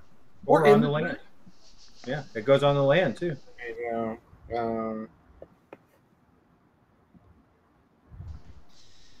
So when it sails on the land, I wonder if it goes through the ground, Yeah, I posted it a note there. So the Earth appears undisturbed. Yeah, so it the bow of the ship, it kind of the Earth kind of looks like water, Yeah, and as you pass through it, it kind of returns to its former state. Okay. There's a spell that's that Veda remembers is something like and it can go through 500 yards of solid stone a week, including man-made structures. We can just drive the bitch out. Oh, including man-made structures. Yeah. Why don't we just do that? We don't know which way is out. I'm sure we find a way out, but well, 500 yards of solid earth and stone. Does anybody have a compass? Go. That would be you. You're the one with the tools. I don't have a compass. I'm pretty sure. Wait, we have wayfinders. They have compasses in them. Yeah. It's all right. No worries. Did we find anything else in the cabin and the underneath? Well, before you guys entered there, I don't know how to do this. This is a bit of another gray area, but it's information that you would need to know. I don't know how you would get it, but the cabin is an extra dimensional space. So, no fucking way. Right.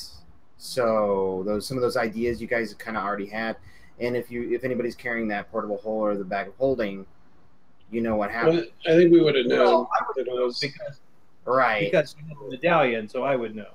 Yeah. So I will immediately say to everybody, now that I know that information, I would immediately say to everybody, If you have the portable hole or bag of holding, I don't have the bag of holding. Do not go into the cabin. It is an extra dimensional space, and you will explode a rift into the astral plane. And we don't want to go there right now. Even though I could bring us back, and that would be cool, but we don't need to go there. Who has the I go over the door and just like try and write no bags of holding on the door. Who has the portable hole, by the way? Veda has the portable hole. Okay, and who has the bag of holding? Andy, right? Goble. Go. So yeah, so so it's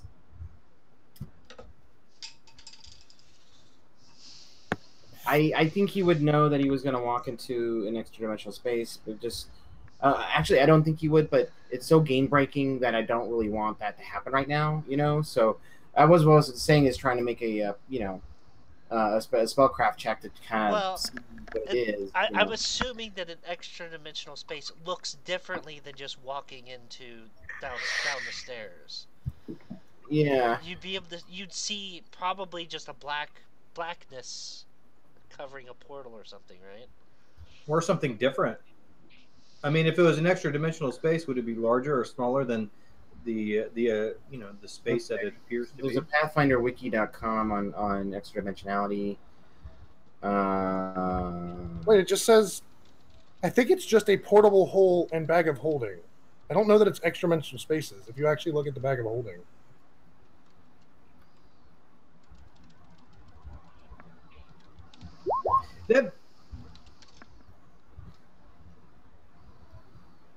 It just says if it's placed within a portable hole. And then I think portable hole says if it's placed in a bag of holding.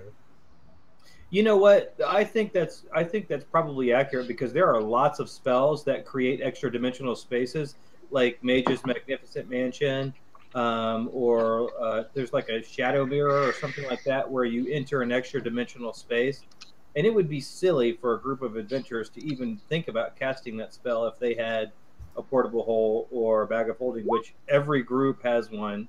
Yeah, it specifically names a bag of holding. I think it's literally just to prevent people from nesting shit inside of each other. Yeah. Yeah, I actually agree with you, and we're gonna play that. Yeah, there's no effect this time. But anyway, Go walks into the bottom of the ship, and let me take you over here. Sweet. Oh, sweet. And I have a bit of a description here. Whoa, the extra dimensional space is a ship. It's inside the ship. Who would have thought? Yeah. Oh yeah, it's not strict. It's just portable and bag of holding. Even that thing you linked, Yeah, it says like the rope trick. It just prevents people from going in. right, exactly. So there's sometimes People getting into the bag, rather. there can't be some crazy consequences sometimes, but Ooh. and so in this case we're just gonna say because I don't want everybody to get sucked into game-ending. This is a much sexier boat. I could get everybody out, but it would just.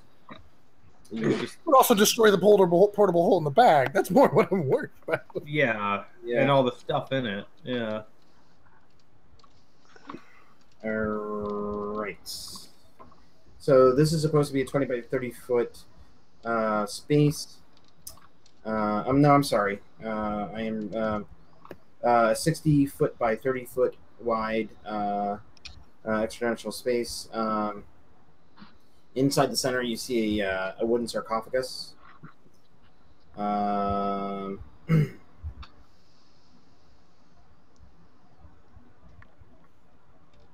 Yeah, and that's about it. That's the only notable thing inside the ship here. There's a sarcophagus in there? Okay. Yeah. Let's fight it. Okay. All these sarcophaguses have been trapped, like every single one. Maybe we should, I guess, inspect it. What are you gonna do, Gobble? I'm gonna look at it. I can't select my character. It's not, I guess. Oh, I'm sorry. Yeah, it's annoying. Yeah, I should have set this up earlier. I mean, Yeah, I think that's a bug thing. Yeah, go ahead and make a will save. Uh, Oh, who? Oh, go. Nice.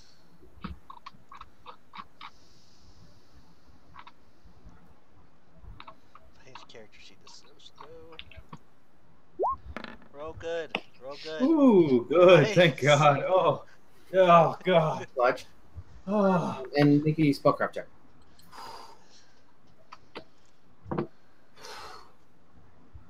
That was. I just have to tell it to roll good. It listens. Roll good. It's like a cat. Sometimes it Roll listens. good. That wasn't as All good. right. Yeah, you realize that you've triggered a symbol of sleep trap, and you were able to kind of fight off the sleepiness, in waves, and now it's kind of triggered. So you're aware of it. It's like right on top of the sarcophagus. Oh, So- okay. Go's gonna walk back outside. We gotta stop walking into spaces. Andy, there's a sleep trap in there. You guys tried to just sleep me. did this. Yeah, but Vader's just a little slow these days. There's a sleep trap Okay, in what is there. Noble saying?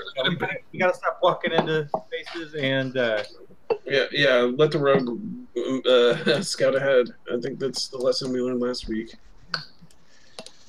so Beta will ask Noble why. What happens in there? There's a sleep trap in there, Andy. Will you go disable it in case? I don't know if it's reactivated or not. It's just. Well, it sounds like it's already been activated, so I will have to resist a will save, or I will fall asleep. It's been activated once. Oh. I think sometimes these things have cooldowns before they reactivate. I have a thing for that. I'm gonna try and dispel magic on it. Yeah, you give that a go. Does Jack want to try handle this then, or what do you guys want to do? Beta will go in with Jack. Yeah, I'm going. Yeah, Beta will go in with Jack. Okay. All right, you guys. Let me take us back. Go's not going back in until they tell him it's clear. Deal with it. Hopefully this works. There you go. You're right on top of the sarcophagus. Let me move you out of there, and let me move you in. You guys, go ahead and both make some will saves.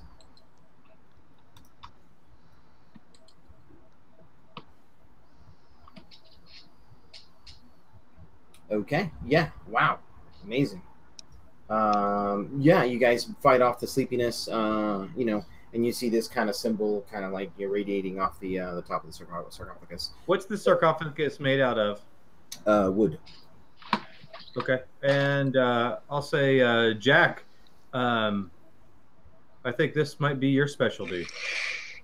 Yeah, now. Class feature. We get 16 of these a day.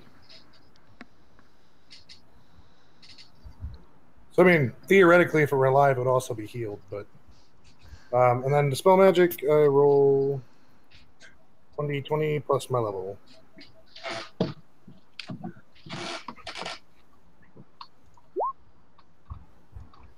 Nice. Whatever that means. Cool. Yeah, you cast the spell, and yeah, you kind of see the symbol kind of slowly fade into nothingness, and yeah, you have successfully dispelled it. So Sweet, dude. nicely done. So I'm going to detect magic and poison. Just do it. Just write a macro that just casts all the detects. Yeah. Each one of those takes like 3 rounds, though, doesn't it? I'll say, Jack, do you detect any undead in here? No, we already determined detect undead doesn't work. Oh, that's right. Yeah. This may not have the same magic effects. Oh, that's inside true. the It is ship. an extra It is an dimensional extra dimensional space. Oh, Okay. I'm not there. I can't answer that. No, Veda would know that because she's super intelligent, so she would know that. You guys are meta playing again. I actually don't have it prepared. I don't. I am the one who said it, so if he does it, he does it. If he doesn't, he doesn't. So pretty sure I haven't prepared that in a while because I thought you had it. I do not have detect undead. I don't think. I think it's a. Oh, I do. Oh, I'll just do it. No, yeah, I would have done it anyway. Yeah, so the extra dimensional space here it definitely has different properties than the tomb itself, and there is something undead in this sarcophagus. Does Jack realize that I'm detecting a detect undead spell or casting a detect undead spell? Yeah. I wouldn't know the results, but I know. I'm not going to say anything. So is there something in there? I say well. Let me ask you a question. Did the detect magic reveal anything? No. Did the detect poison reveal anything? No, it did not reveal anything. Okay. I will tell Jack. I think we should get the rest of the group in here before the plethora of spells that I've just cast the answers are revealed to you. And I will call everybody in. Okay. Yeah. So yeah, do you guys want to respond or? Yeah, Andy comes in. Go walks immediately back down there. I don't have control of my guy, by the way. Yeah, I'm sorry, guys. It's good. So stupid. Jack Boom. Some changes. Let's bring on Andy here. And is Neville following you as well? Yeah. He'll stay in the back though. Let's see. He'll go over here. Okay, you should be able But there's negative 12 hit points. And he's very dead. Sorry. And then Andy. Andy. Ah, sweet. Oh, is that poison? That's illegal. I'm going to cast Mage Armor on myself. I'm going to cast Shield on myself. And I'm going to cast Summon Monster 4. So what's going on? Well, don't interrupt me while I'm casting because I could lose concentration. Son of a bitch. And Great. I'm going to cast Summon Monster 4 and summon a Hound Archon. Okay. Yeah, let's pull out that what we got going. That should be in the Etras. I don't know. Can you tell me what's in there? I was thinking there. And as soon as I am done casting my spells, I will put the Hound Archon right in between. Yeah, right there. Perfect. I will say I detect undead inside that sarcophagus. Oh, well, in that case, Jack's going to do your thing. Just do a a couple of single things. one or multiple? Couple of things. No, a single undead or multiple undead? I don't know if I know that answer or not. Is it single or multiple undead? Well, you get the impression it's just one. I get the impression from the spell that I just cast that it is just one.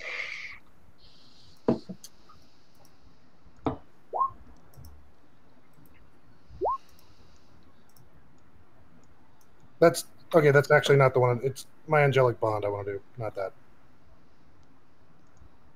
I forgot. It's not the spell. All right. Yeah. What do you guys want to do? Go is going to cast. I think. Hold on, I need to see the duration of this. Just cast all the god. Cast tail strike. It's gonna be a skeleton.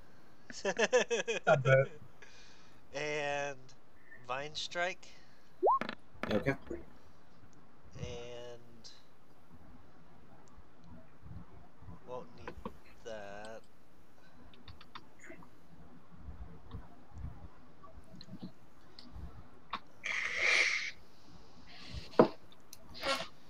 And long arm and shield.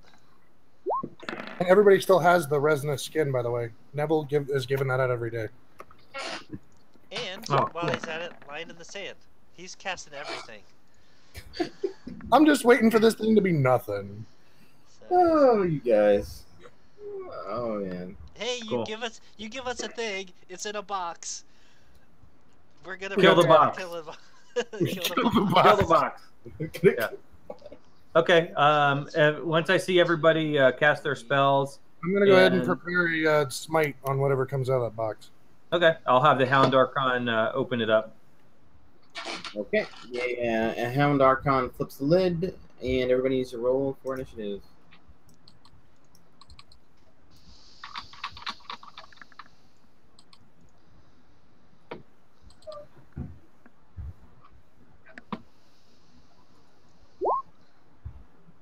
Nice. All right. Damn.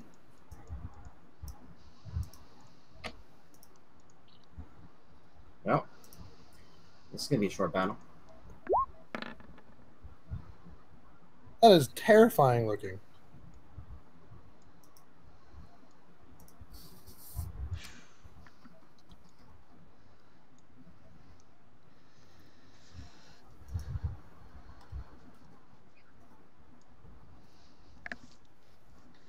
And how is it? Yeah, it's about 5 feet. Okay.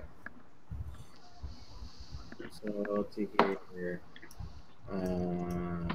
Wait a second, there was no trap. That's still ripped off. Yeah, the first non-trap sarcophagus. It's not like we checked. All right, Andy, it's your turn. What would you do? Is it flanked? Technically not from where you're standing, no. Can I occupy Jack's space and flank it? Let's see here. You could go like right here if you wanted to do like an acrobatics check. And yeah, I guess I was hoping to just use a 5-foot movement and use my full combat or my full round, but if I can't do that, that's what I'll do. I'm going to do some sort of, Ringling Brothers and avoid an attack of opportunity. Here goes this. all right, so with 39, you do, some Matrix style, cartwheels. And, yeah, and now you're opposite of go, and you can make an attack if you like. I shall.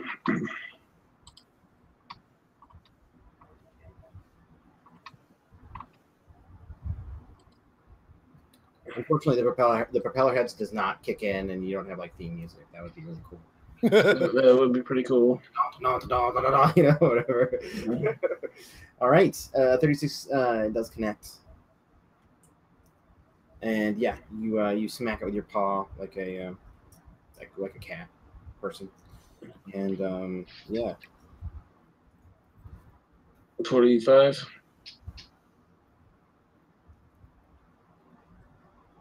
Yeah.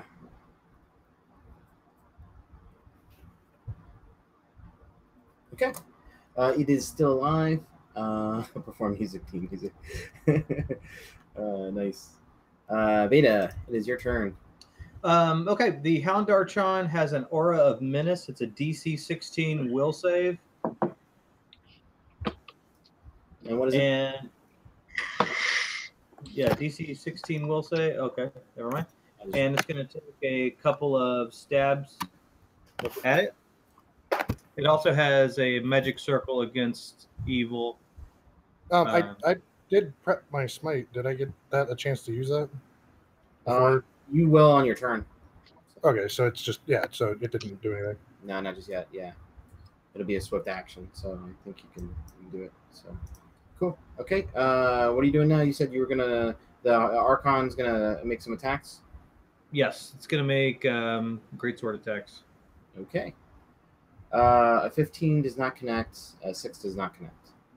Okay. And I will move.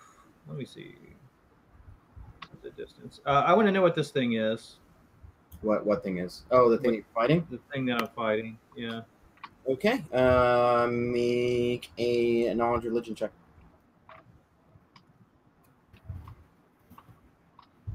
Okay.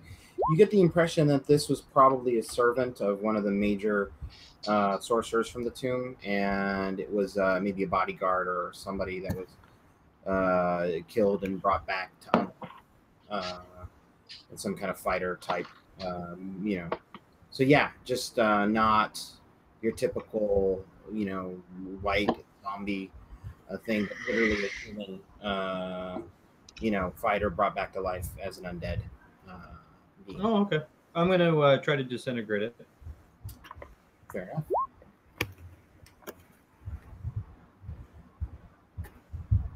Wow. All right. Yeah, and you have what is it that's you're just is it like a was it your kimono? No, it's not the kimono.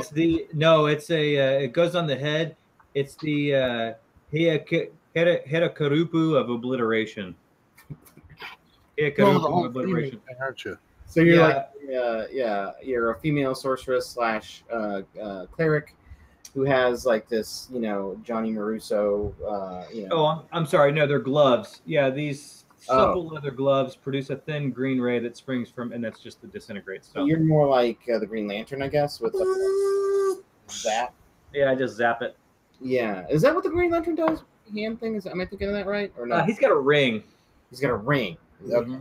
So it's not really like a ring, but no, yeah. He's just like points. That's like a thin green ray. Yeah. Excellent. Yeah. So and let's see here. Just gonna make sure that there's no spell resistance. Does she do finger guns? Pow, pow, pow. Oh yeah. So that pretty much smokes him. So just did all that prep and go and like you guys are all way above on damage dealing. I think we're right in line with where we need to be. I would say 3 of the 4 of you guys definitely are top tier is on if you're good at doing this, dealing damage. There was a website about benchmarking, character benchmarking, and it kind of tells you, level 12, how much average damage should you be doing if you want to be considered a DPS kind of character. And I think 3 of the 4 of you are pretty much there. So, yeah, but that's fine.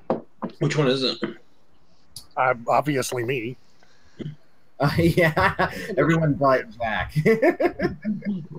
So, but I mean, Neville has his moments sometimes, though. I mean, yeah, Neville does a good job. He's when we're in AOE, yeah, he fucks some shit up. Yeah, Pathfinder, character benchmarking. Well, and that's one of the reasons why I took that other smite, which gives everybody else my damage. Well, I've got 12 minutes left on these abilities that are lasting on me. We should go find something else more effective to fight. We can go fight the water elementals. I forgot about those. I want to go pick a fight with the water elementals. Yeah. So here's the link on those benchmarking things, and I think there's another link inside it somewhere. Bench pressing. Yeah. Got that down. So let's see here. Where is the actual? Yeah, there's a table that derives the benchmarks. There you go. Which is this. So this is the actual table, which is like a Google page. But basically, according to his math, a level 12 character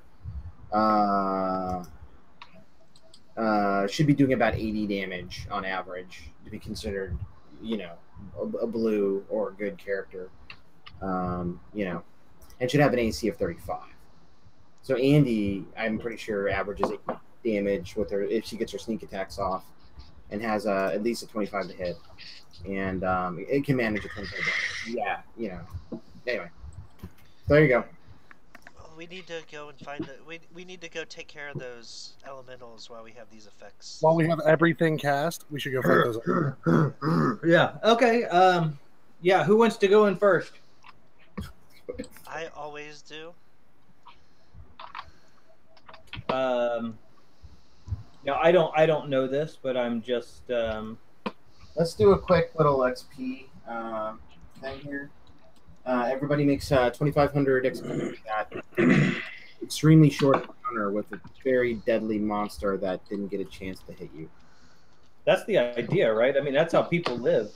Well, that's pretty much like our MO. We gang Dude. up on before they get to react. I got 2,500 XP just through driving through Columbus for the past 2 days. Those people are dumb. Like, I don't know why changing lanes like all the time. Like, why are you doing this? Like, why did you go around that guy to get off of the exit? Like, I saw it like 8 times. Like, why are you doing this? This is ridiculous. Anyway, I earned 2,500 experience. Yeah, personally. Personally, yes. Yeah, the people that live in the left lane will not like go over the right lane. That drives me nuts. I just like, you know. I mean, if there was nobody on the road, that's one thing. But yeah, when you have people passing on the right, like consistently. How much XP did we have before? I know you just made 12. I think it was the same as what we had. That helps. Does anybody have the last? It was XP? 145,095. 145,095. Mm-hmm. 145,095. Okay, I see Jack has moved into the room with the Yeah, nobody has told me who wants to go first. How I want to go Jack first. get over there? By the way, because right now Jack would have to teleport or do something to get over there. Oh, there's the wall. I forgot about that. Yeah. I said that I want to go first. Okay. I I heard always wanna Goebel go say. first. Well, I'm not moving myself back. I'll just pretend I'm over there. Right. I forgot about the wall. Okay, so Jack wants to go first. Who else wants to go first? Jack and Neville? Probably me and Go, and then Neville will be in the back. And Okay. whatever you want. I will take. I will teleport, and I will put Goebel in front and Jack, and my other front and Neville on my side. One. Let me change here. I will teleport right here, and then I will try to put Neville behind me, like where I am right now. Yeah, and I'll put Goebel in the front and Jack and right where he is. All right, where am I going? The next And trip, then I you're guess? just hanging tight. Yeah, you didn't speak up, so you're. I'm going to come back and get you here in a second. Okay.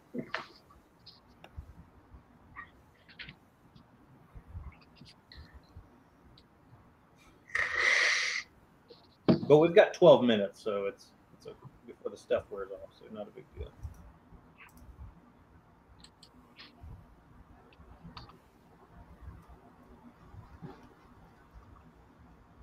Okay.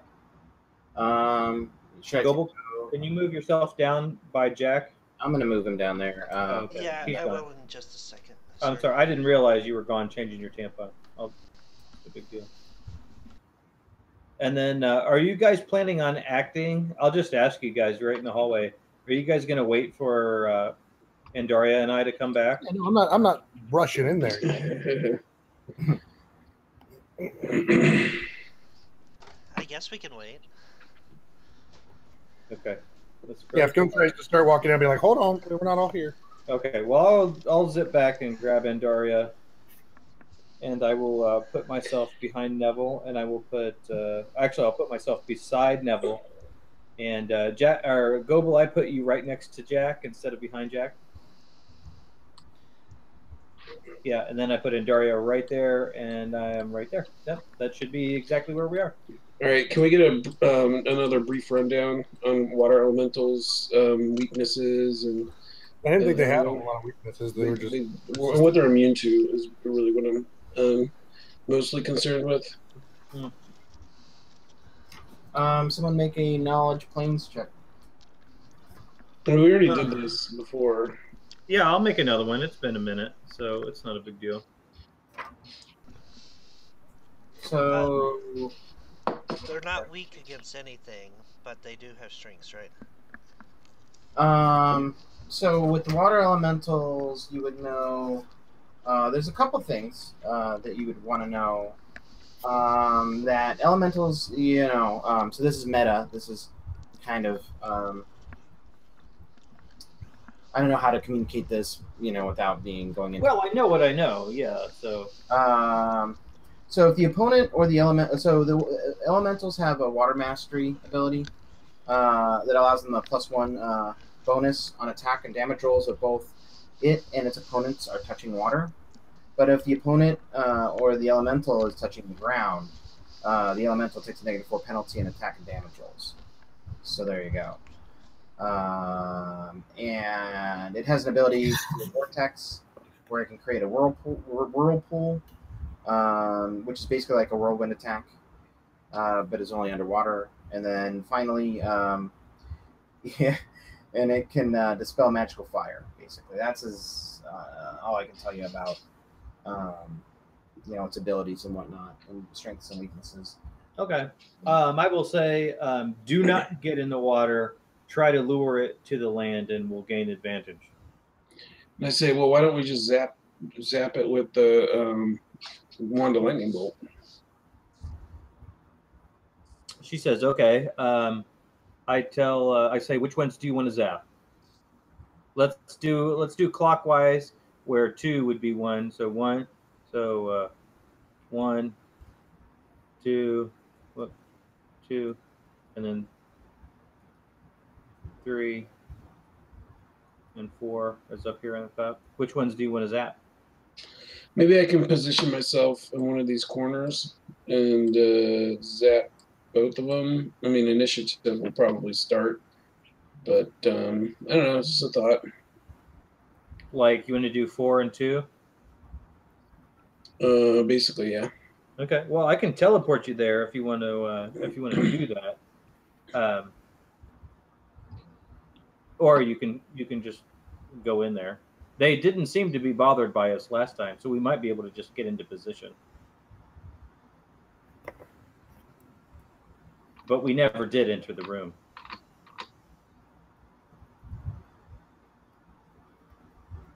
What do you want to do, Andoria? Do you want to walk in, or do you want me to teleport you in?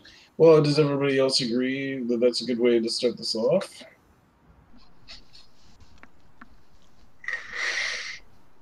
I'd like to get in position with at least one of them while you get in position over there. But, yeah, I'm fine with that.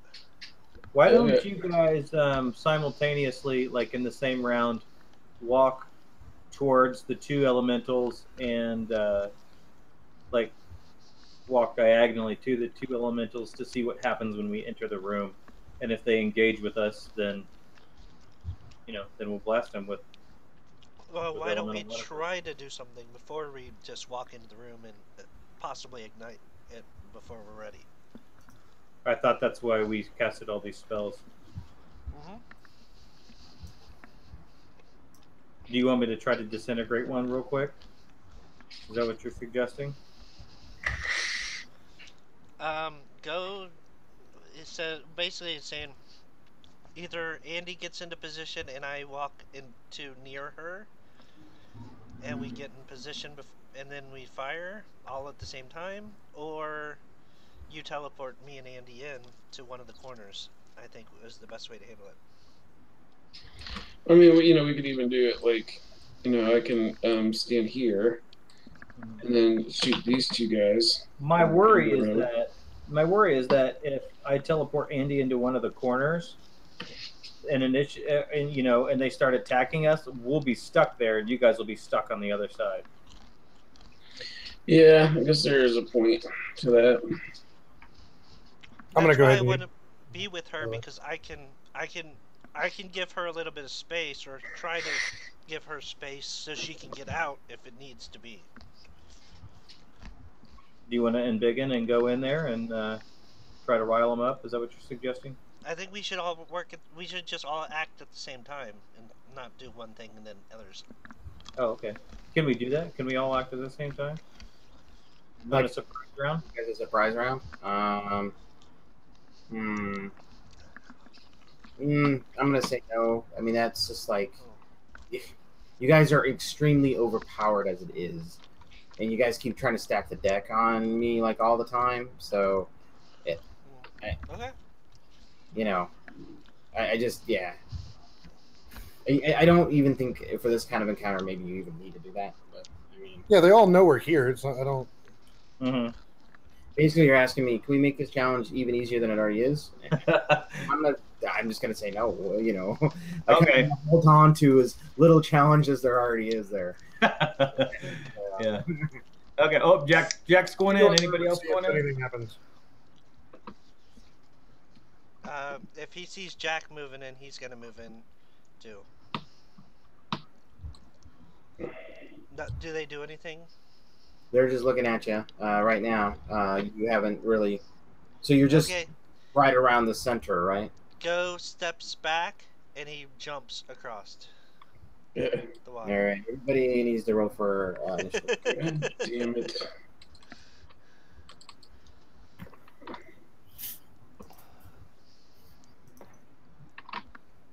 That's why we're doing this. I'm rolling that crap, guys. Oh, not as bad as me. Oh, I'm gonna roll good.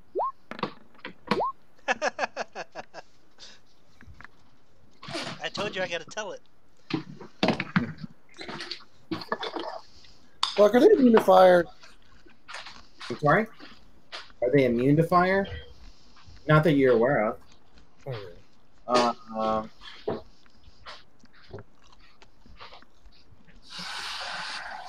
You know. Damn with these crap fucking rolls, man.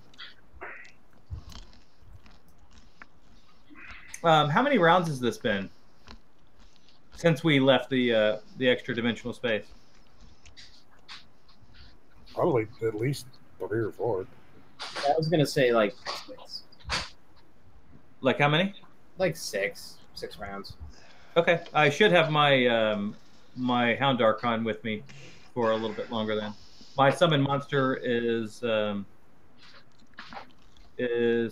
get a bonus to half my wizard level as well. So it would be 9 rounds plus it would be 13 rounds altogether. He's so tiny. I love how tiny he is. He's a pretty cool guy. Mm-hmm. All right. So, okay. Go. And him. Okay, it's Ghost's turn. What would you like to do? You've just jumped over the watery pool there. He's gonna rage into these 4 squares. All right. Mm.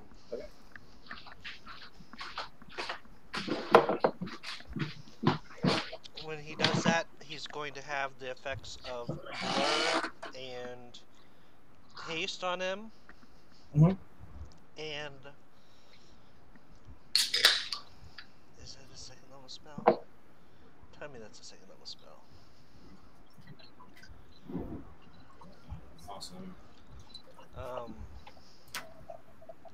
Yeah. Did we determine whether did Veda ever say that they were weak or strong against fire? I mean, no. Yeah. We don't They're know. not. They're not susceptible to fire, as far as you know. Okay. And do I have my full attack still?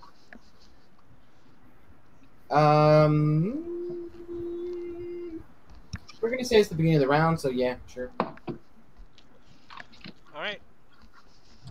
Begin the wailing. And they're taking up. He's taking up these 4 spots, right? Yep, that's correct. So Go is going to take a 5-foot step this way. Okay. And do a full round attack on this guy. He had long arms still in effect from the other one, so he has 15-foot reach. Cool. Go for it. And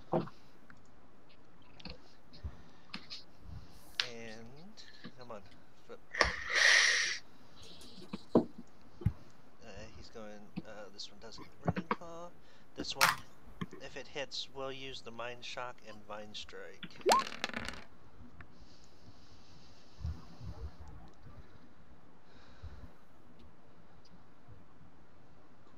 Oh, that's not the right damage. I didn't put any of my buffs on. I actually forgot. I still need to do that buff. I actually forgot I get the +2 to initiative. It doesn't matter, but So there is 8. There's an 8 damage modifier there, but it should be closer to 18, right?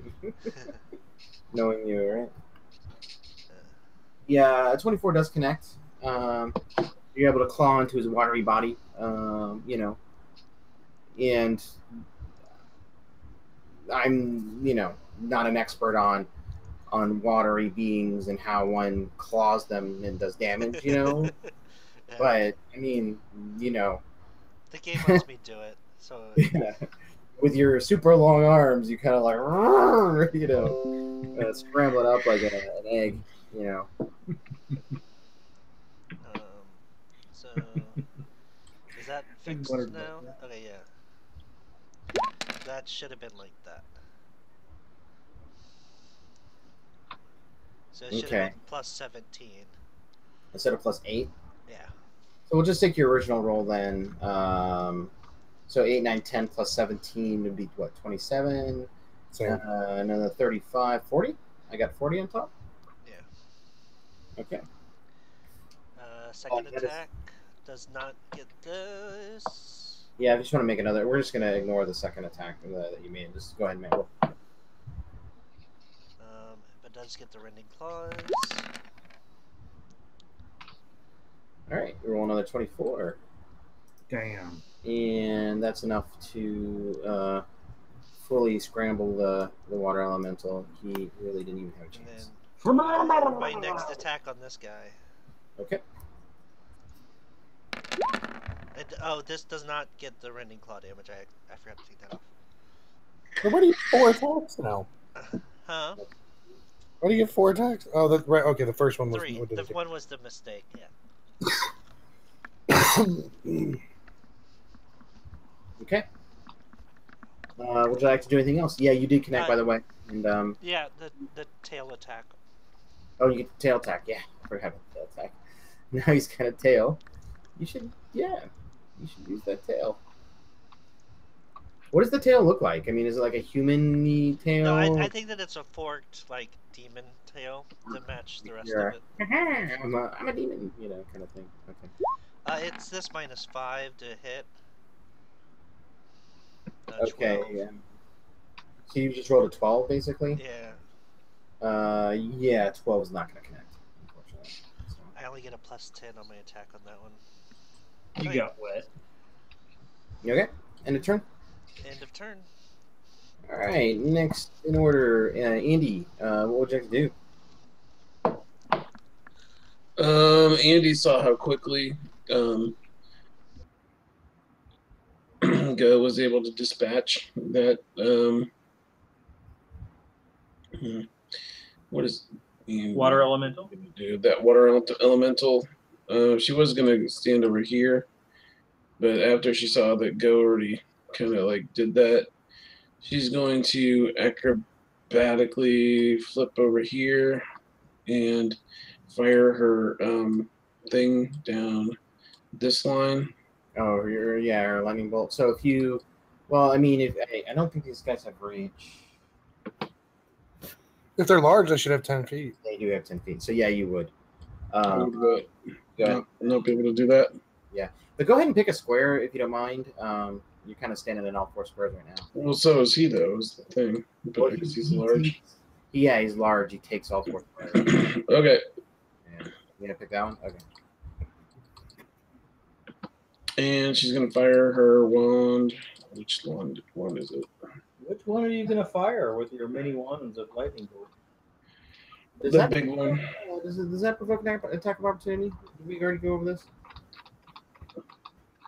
I don't know if using a magic item.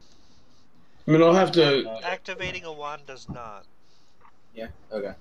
The use is generally considered like a command word or something that doesn't require attention or focus.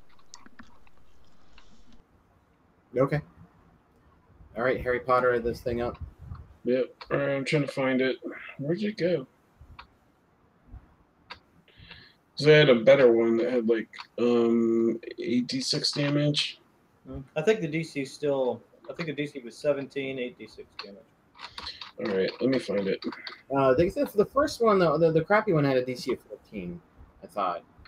And then What's that? I thought the crappy one had a DC of 14, didn't it? Yeah. And then the next one you had a 17. I don't remember. I don't remember. That's what I remember, but I don't know. My memory's so bad. Don't ever count on me to remember. All right, I can't. Oh, because I'm in armor. That's why. All right, give me a moment. I should have had this ready. I apologize.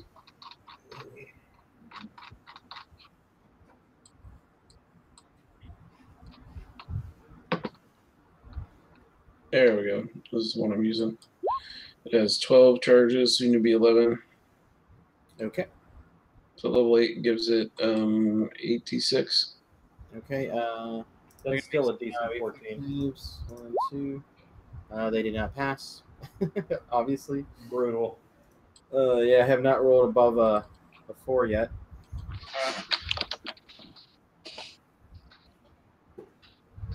Sometimes you have those days. You just can't. Nice. You can't get it up above 4.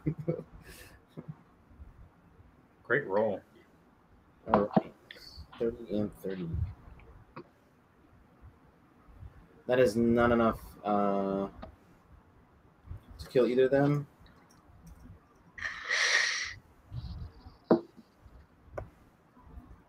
But you know that you definitely did damage to it. Sweet. And did you make your acrobatics check?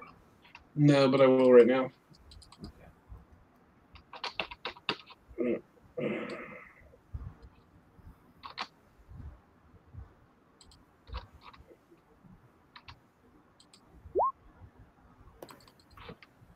So I think you need to make like 3 of them. How come? Because you're moving through like multiple spaces. Because they have reach of 10, so every threat Okay. at 4. And so technically you should have to make 4.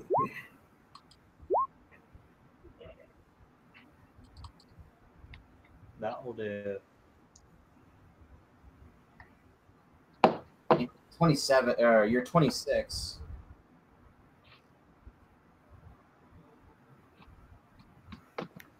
It's actually not high enough. You actually provoke an attack off that first move. All right. He's So- going to attack against you. Well, yes. So first, get through my displacement. Oh yeah, okay. We'll do that first. He's not going to hit you anyway, but so yeah, 1 through 5, he doesn't get to the displacement. 6 through 10. Is that a permanent effect? Yep, it's my blouse of displacement. Blouse. Game blouses. Yeah. So he did not even. You were at that point or whatever. The displaced, like a displacer beast, and he makes a giant whiff. Like a drunken sailor. So. Drinking Yeah. water elemental. Yeah, and so no, he does not connect at all. Would Jack do anything else? End of turn. All right, Jack. What would you like to do? I'd like to kill them all, please, for 200. Let's see here. Spin the wheel.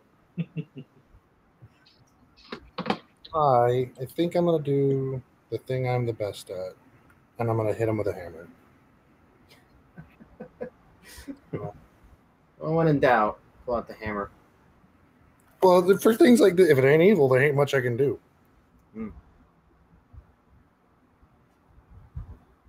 Yeah, I'm gonna go right here. So attacks of opportunity if you can. Oh no, he's already probably already used it. Huh.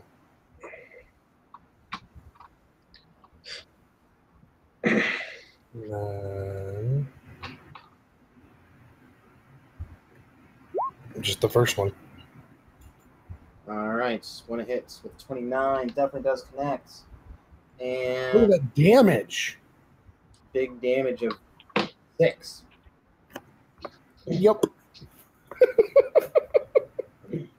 Don't leave home without your hammer. All right, you do see it connect. It doesn't look like it does as much damage as you'd expect it to. But yeah, so yeah, it's better than nothing. Would you like to do anything else? Nope. That's all I can do. And Neville, it's your turn. What does Neville want to do? There's a move right up here. Okay. Actually, let's go ahead and go. How far is that?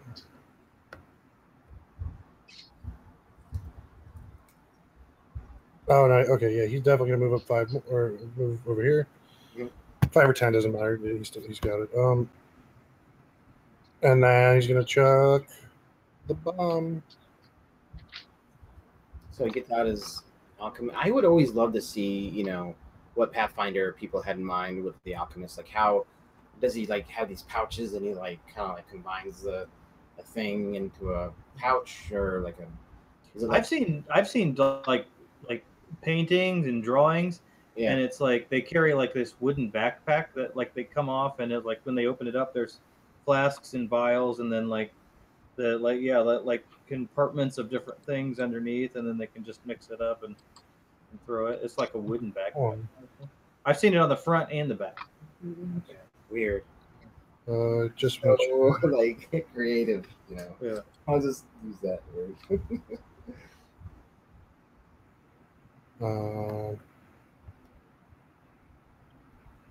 Actually going to, if Andy is willing. Nah. All right, yeah, bombs. I don't want to have to throw it over there and then take.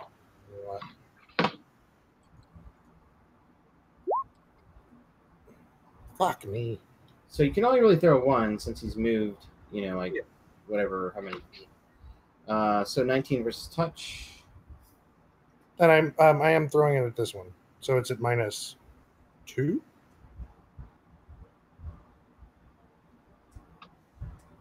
But yeah, that's a 19 or a 17 is still enough to connect on a touch attack for 32 damage. There you go.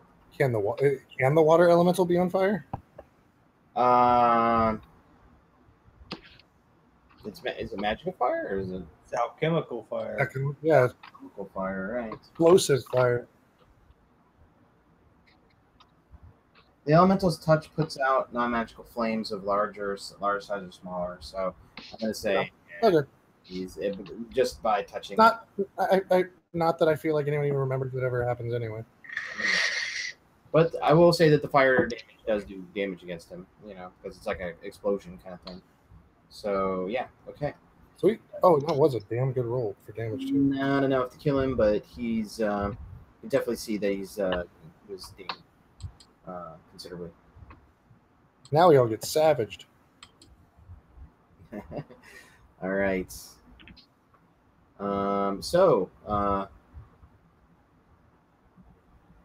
This water elemental is going to make a 5-foot step. It's going to attack Jack. This water elemental is going to swim over here. And so let's see here. He can get to about here. Do I get an attack of opportunity? I would think you would get 2. Well, I only have one. You only have 1? Okay, so you can take I one. can only use 1. Technically, I would actually get 1 for every one of these spaces that he moved out of in this section. Well, he would be swimming under the water, so... Yeah. But yes, I can only take 1 attack of opportunity around, so... Yeah, it's a moot point, so... The feature the spell that I use to give me multiples is located for an area, so it's back there inside the ship. So how do you get more attacks of opportunity again? You can use a feat. There's a feat for get it. Yeah. And I have a spell that grants it to me as long as I stay in a certain spot. Oh, got it. Yeah, probably want that. Is it based on your dex modifier or something like that? The feat is based on your dex modifier. The spell is based upon my spellcasting modifier. Ooh. Okay, so you probably want the spell then, I imagine. And then finally, this elemental is going to come up here and attack Neville, and then this guy's going to attack Go. So we'll resolve the guy or Jack first. He can make 2 slam attacks.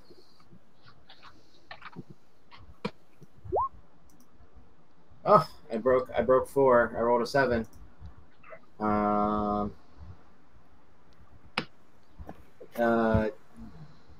Jack with the 28 AC. That's not enough to hit. All right. Now Go wants to make his attack of opportunity. Yes, he very much does. He sees that thing moving towards Neville. Okay.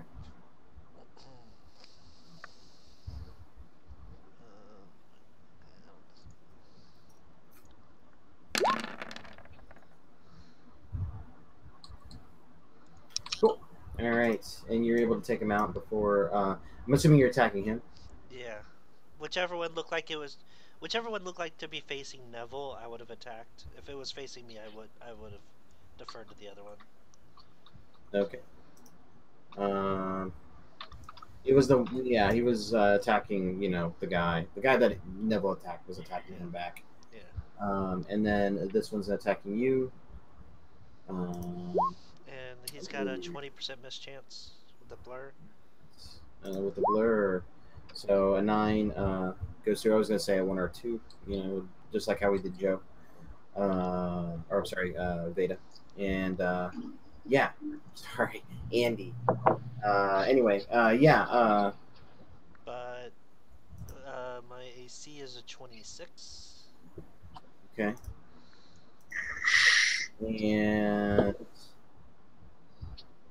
that's enough to connect. You're actually going to take a little bit of damage. You take 7 damage from a watery slap to the face. These are a lot weaker than I thought they'd be. Yeah, me too. Go just looks at him incredulously, like, really?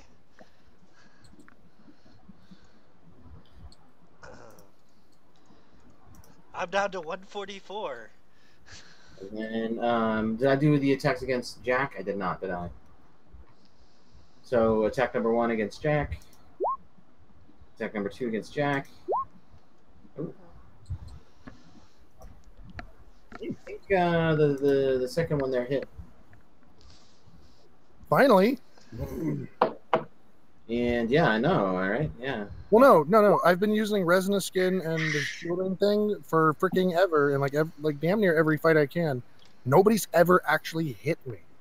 I don't even have. I have like the second lowest fucking AC. You take. Yeah, you used to have the highest, and now it's. And of course, the person who hits me doesn't have a weapon to take. So no, well, I think I have you down as a 28 AC, right? No, I believe I thought it was 27. Oh, was it 27? So I have you down because I lost my tower shield. Oh, so I need to put you down as a 0 for shield then. And well, no, I still have. It's right. No longer a 6. It is now a 4. Okay, yeah, it was a 4. I had you down as a 4. I got you 11 as armor. Yeah. 1 natural. That's 28. Oh no, and I have a +2 in here for some reason. Why do I have a +2? Okay. Yeah, so 26. Yeah, that's what I've got. Okay. Anyway, you managed to take 8 damage from a watery slap to the face from a water elemental. He looks bent on ending your existence. And I have DR5, so. I don't know how you would feel about a watery being just kind of like, standing up out of the water and your life, but completely indignant that the water would allow itself to do that. Yeah, like this is outrageous. All right, Vita, it is your turn. What would you like to do? It does say I don't. Are natural weapons considered just weapons? Yeah, because it says any weapon that strikes you becomes stuck unless its wielder succeeds at a reflex saving throw to pull it free. Well, I'm going to say no on I mean, I don't know how a watery fist is going to. It's a lot of water. I mean, this is. Well, but that's beside the point. It doesn't say anything like water doesn't affect it. I mean, it's water. Well, it's water enough that it's solid enough that it can hit me. Yeah, it is, and you know, it would splash out like a watery arm. You know, I don't know how water could get stuck to something like that. You know, as a a funnel of you know. I think in this situation, it doesn't matter anyway. I don't know. It doesn't feel like that's Yeah, it makes sense. I wouldn't think natural attacks would do it anyway, but yeah. Either way, Veda, it's your turn. What would you like to do? The Hound Dartron is going to cast Aid on Veda, Okay. um, giving her a +1 morale bonus on attack rolls and save against fear, which don't really matter, Mhm. and then 1d8 +6 temporary hit points, Cool. which I will roll right now. We almost out of time. Wow. Yeah, it feels like this one just flew by. Yeah, I know. Wow. We did Oh, get what we're having? late, but that's cool. 8 hit points. Veda is going to cast Grace on herself, and she is going to move. Whoops, did I get the wrong one?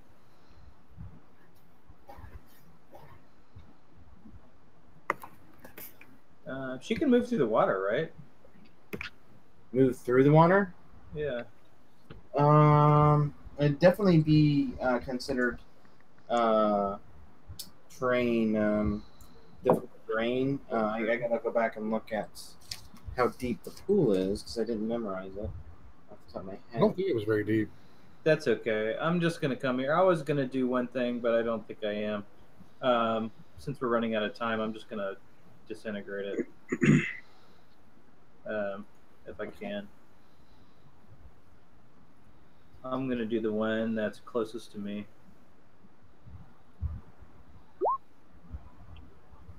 Ooh, low roll. 11 versus touch. Okay.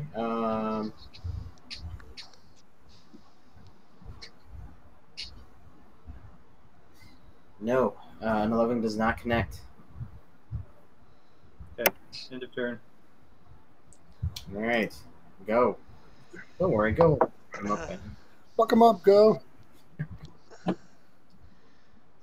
This one first. Okay. I don't think this guy's been damaged yet.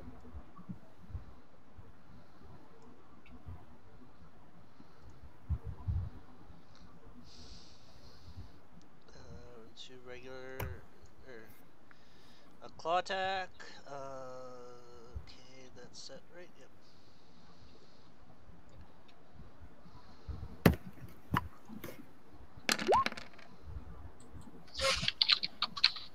Oh, he rolled a 1. Critical miss. Has a critical miss. Your critical damage. Man. So yeah, that you kind of are dumbfounded by this watery being, Hey, there we go.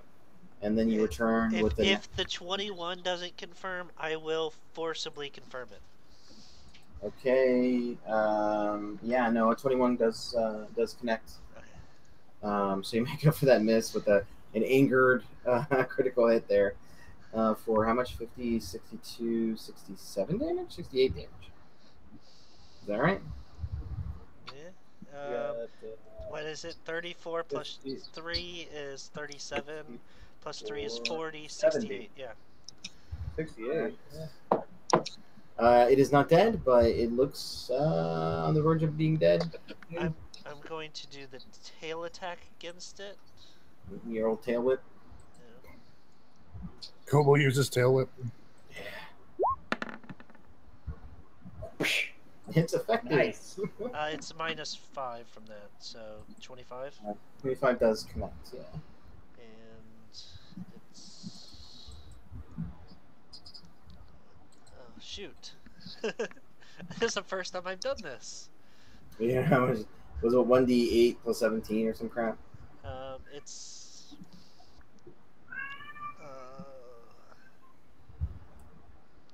I think it's 1d8 Or is it 1d6?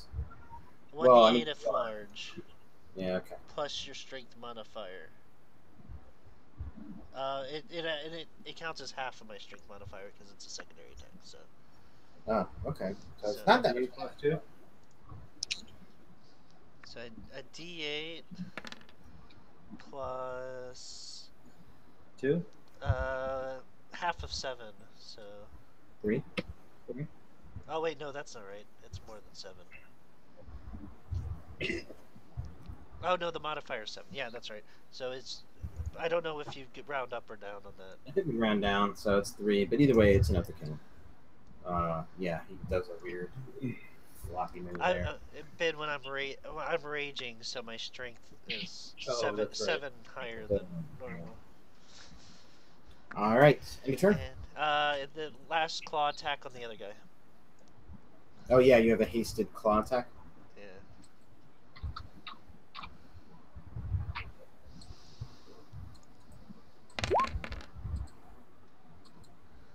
All right, and that's enough to kill him too.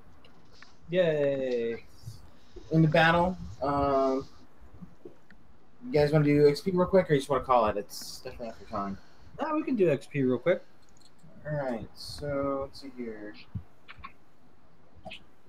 Uh, That was definitely not as bad as I thought it was going to be.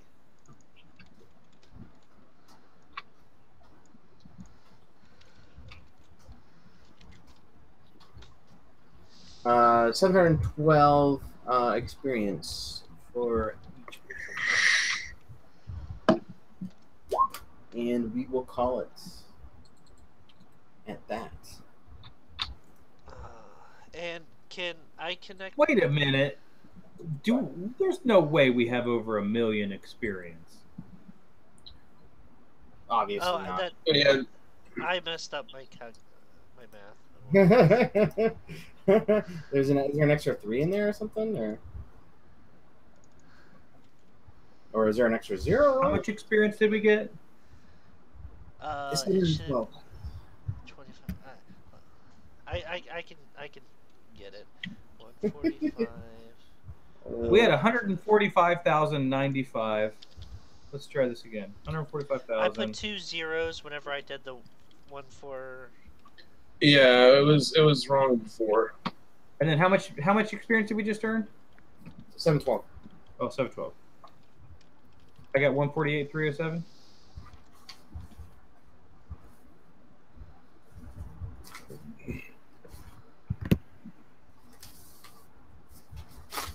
I don't know. You guys are. But I do want to work with you guys to make characters for the other campaign sometime soon. I don't want to use up game time for this campaign to do it. Okay, So you we can need to catch me find during the time day. whenever you guys can connect with me. Yeah, during the day is probably best. It would be cool if we could get together for some disc golf, and then even if it was just you and me, get together for some disc golf, and then come over and have a couple of drinks and hash something out real quick, person to person, face to face.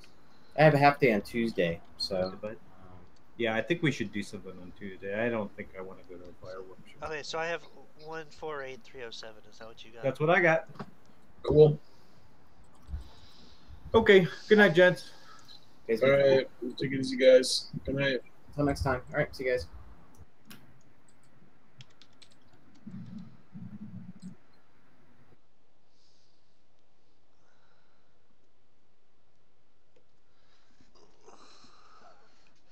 All right, and good night to all of you, anybody who's watching.